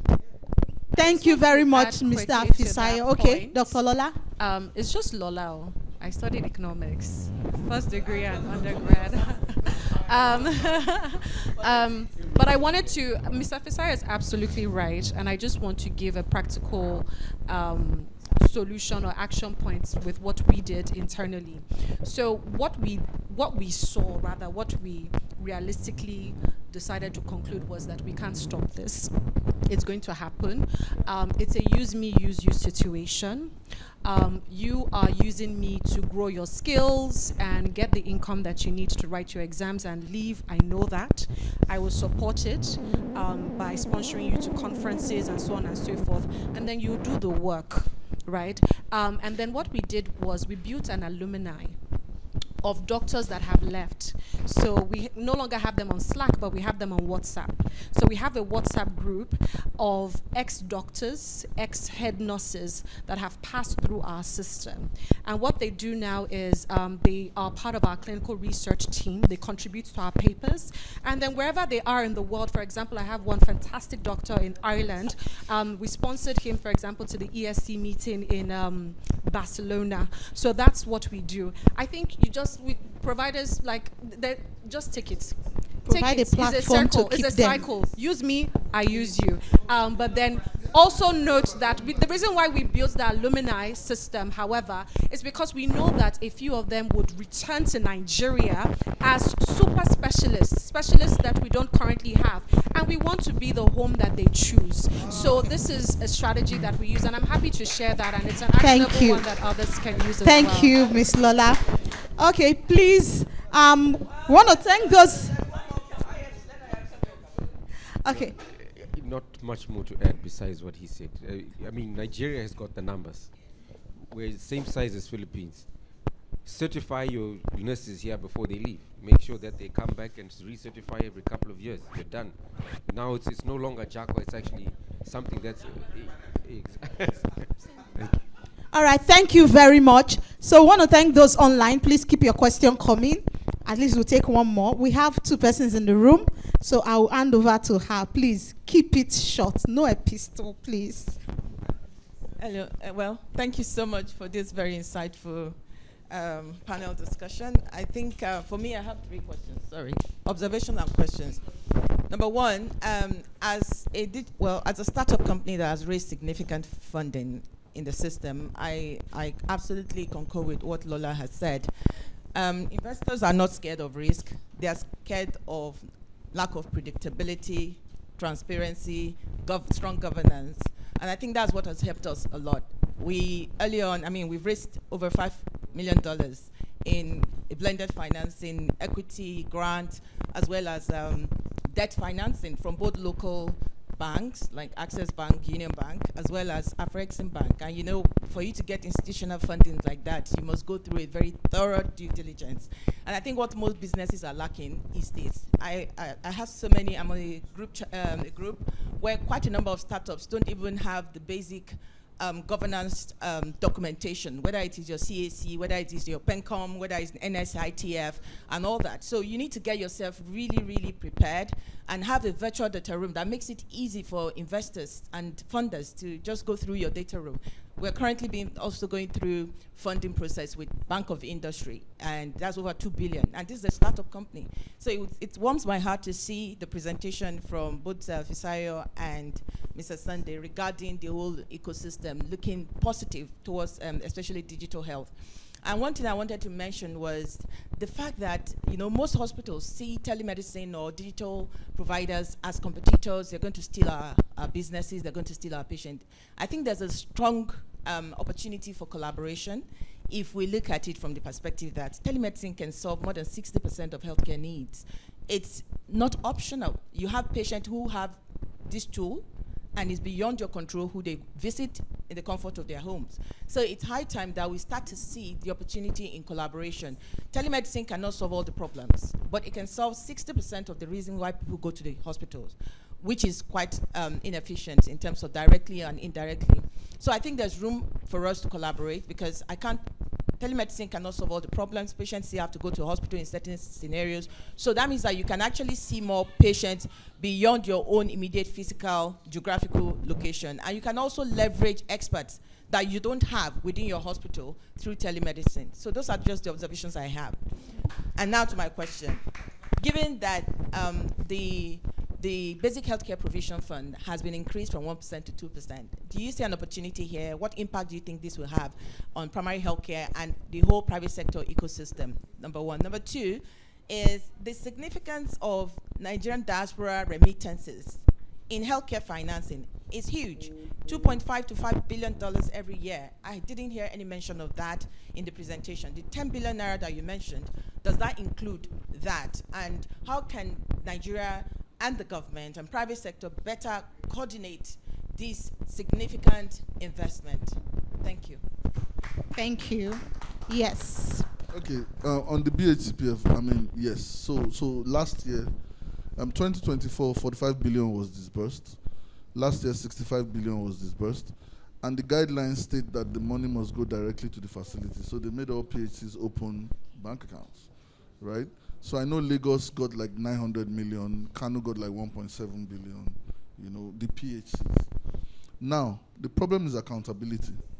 That's just the problem, right? And transparency.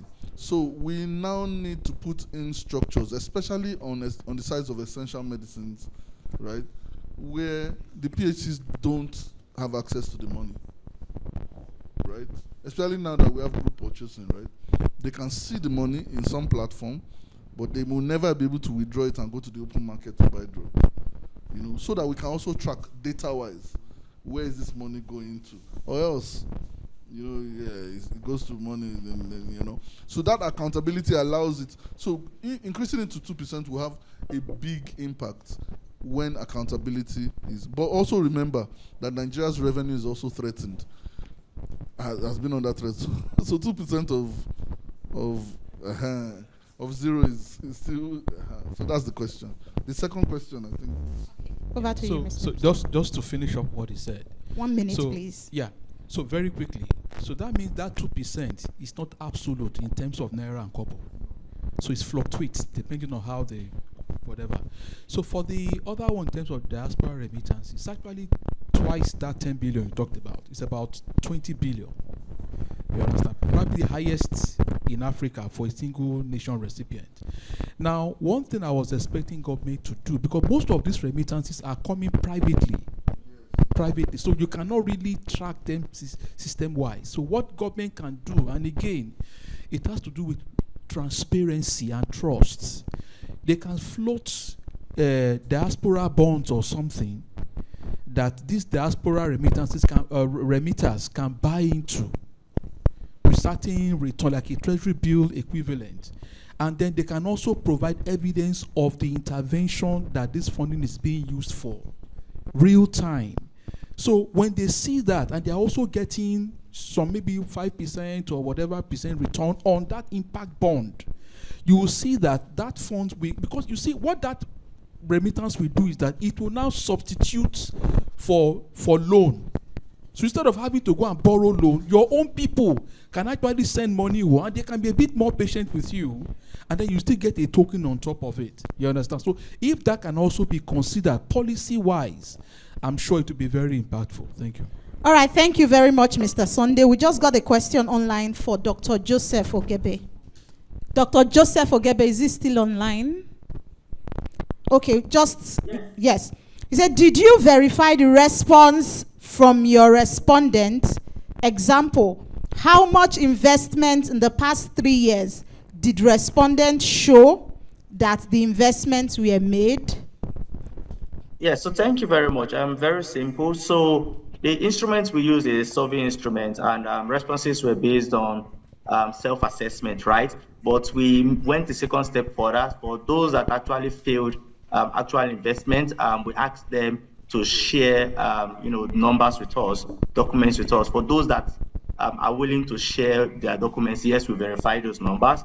But most of them that didn't share their documents with us, we just rely on their self-assessment. But just to note again, this survey was done in only 12 states. If there is capacity or finance, it would be good to scale it up to get the full picture across all states. And also, this is not this was done 2025, and it should be good for us to keep tracking this either quarterly or on a more high frequency basis. Thank you very much. Thank you very much, Dr. Gebe. Now we have one more question in the room.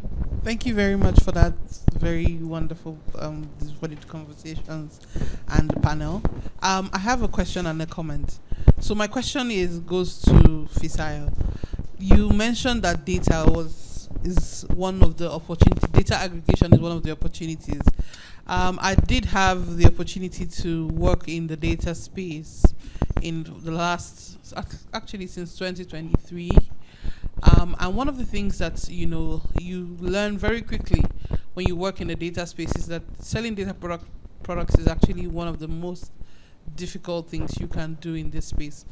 The customer market is very, very small. Outside of the funder market, nobody is buying data. Your hospitals, in fact, most of the people who are quoting, they are going to actually quote IFC, whatever IFC has or World Bank is buying, and that's after that, and that's that. Meanwhile, the cost of data aggregation is extremely expensive. So making back that money is very hard. How do you see making back the money from all of this?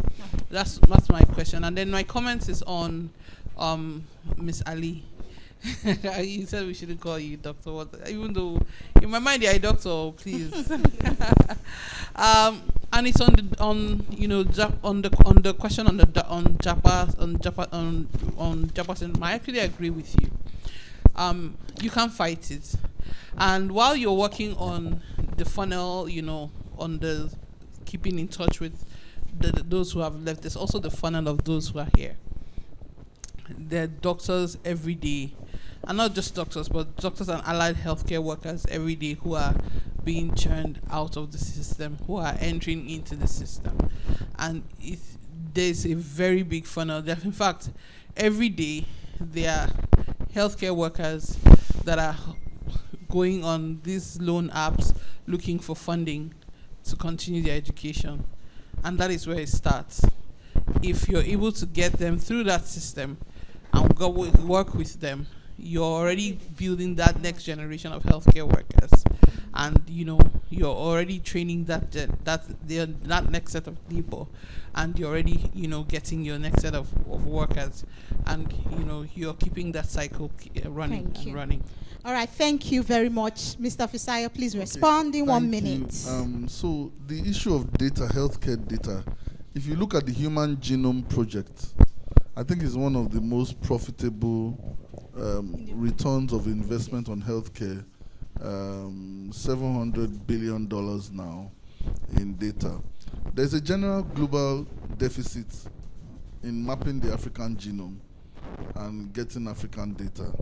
And this was where, and I don't want to mention them, this was where some labs were funded to the tune of, to that heavy, So data monetization is a trust issue also, because it's not mature, it's nascent,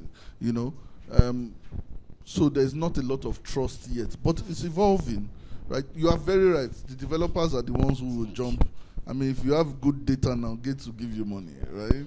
The development partners are the ones who jump on data. But does it not also say that Gates knows what he wants exactly. and what he's doing? So even he's the usually demand ahead side, of the curve. Yes. It's almost like we don't know what it is for. Exactly. So we're not demanding for it. And we're not doing clinical trials, because again, trust and data.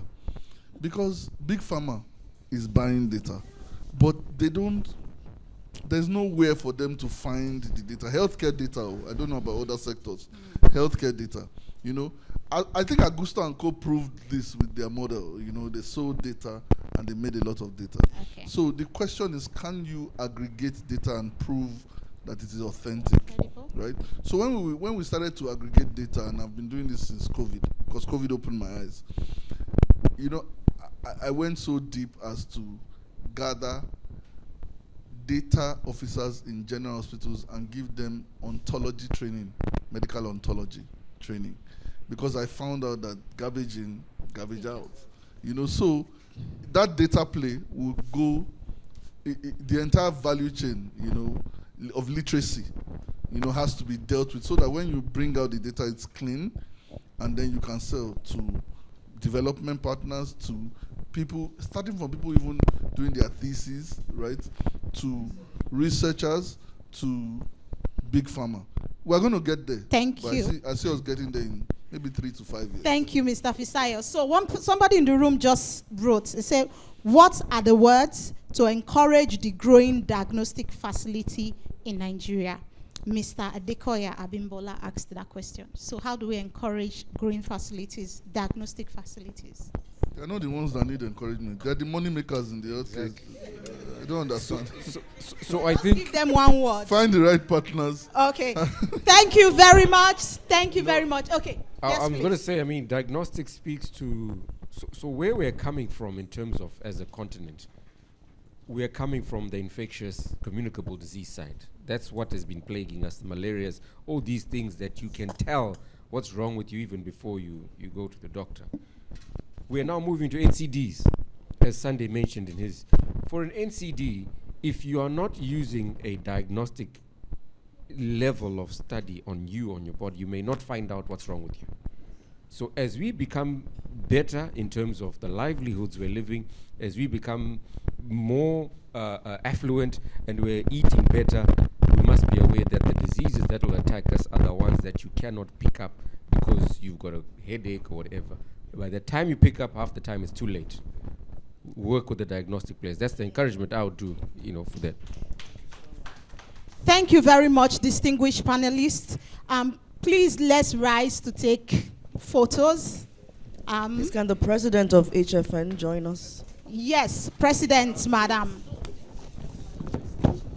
Thank you. So let's click the photos. Let's click it. She will join. After this one, she will join the next one. Yes. Thank you. So, panelists and the moderator, thank you very, very much for doing justice to this. Madam President, please join them upstage. Thank you. Please join them. Thank you, thank you, thank you, thank you. Distinguished ladies and gentlemen, as we conclude today's engagement, it is clear that strengthening the healthcare sector is very important as Nigeria transitions to being more competitive and structurally important. We want to thank you. We look forward to the engagement. At this point, I will quickly call on the Executive Director, Health Business Academy for Africa, Mr. Wale Olajubu, for the closing remarks. It's been a long day. It's been a very long day. Ladies and gentlemen, thank you.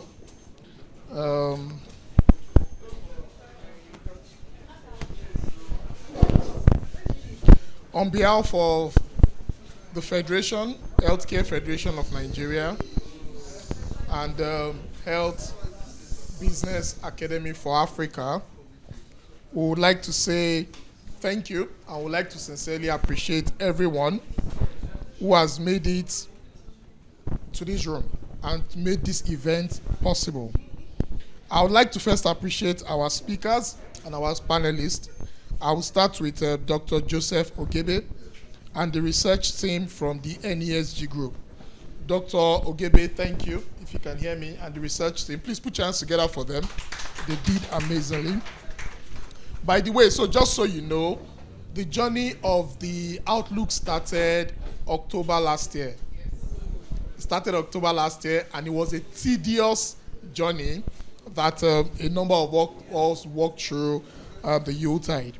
Also, I would like to thank Mr. Sunday Ingbejume. Where's Prof? Professor, please put your hands together for the professor. Thank you for your brilliant insights.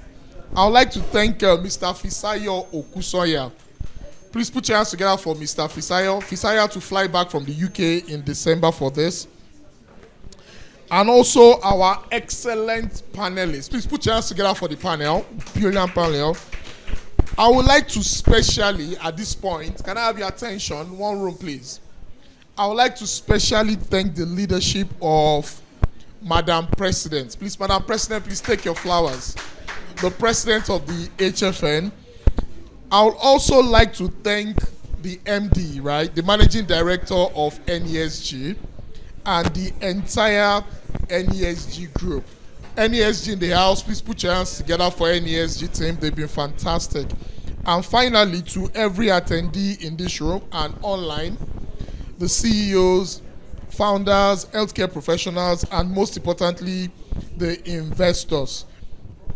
Ladies and gentlemen, thank you again for your time, your presence, and your contributions, and your commitment. By the way, we have a part 2 to this event, and it will be happening next month in Abuja. Thank you, and God bless you.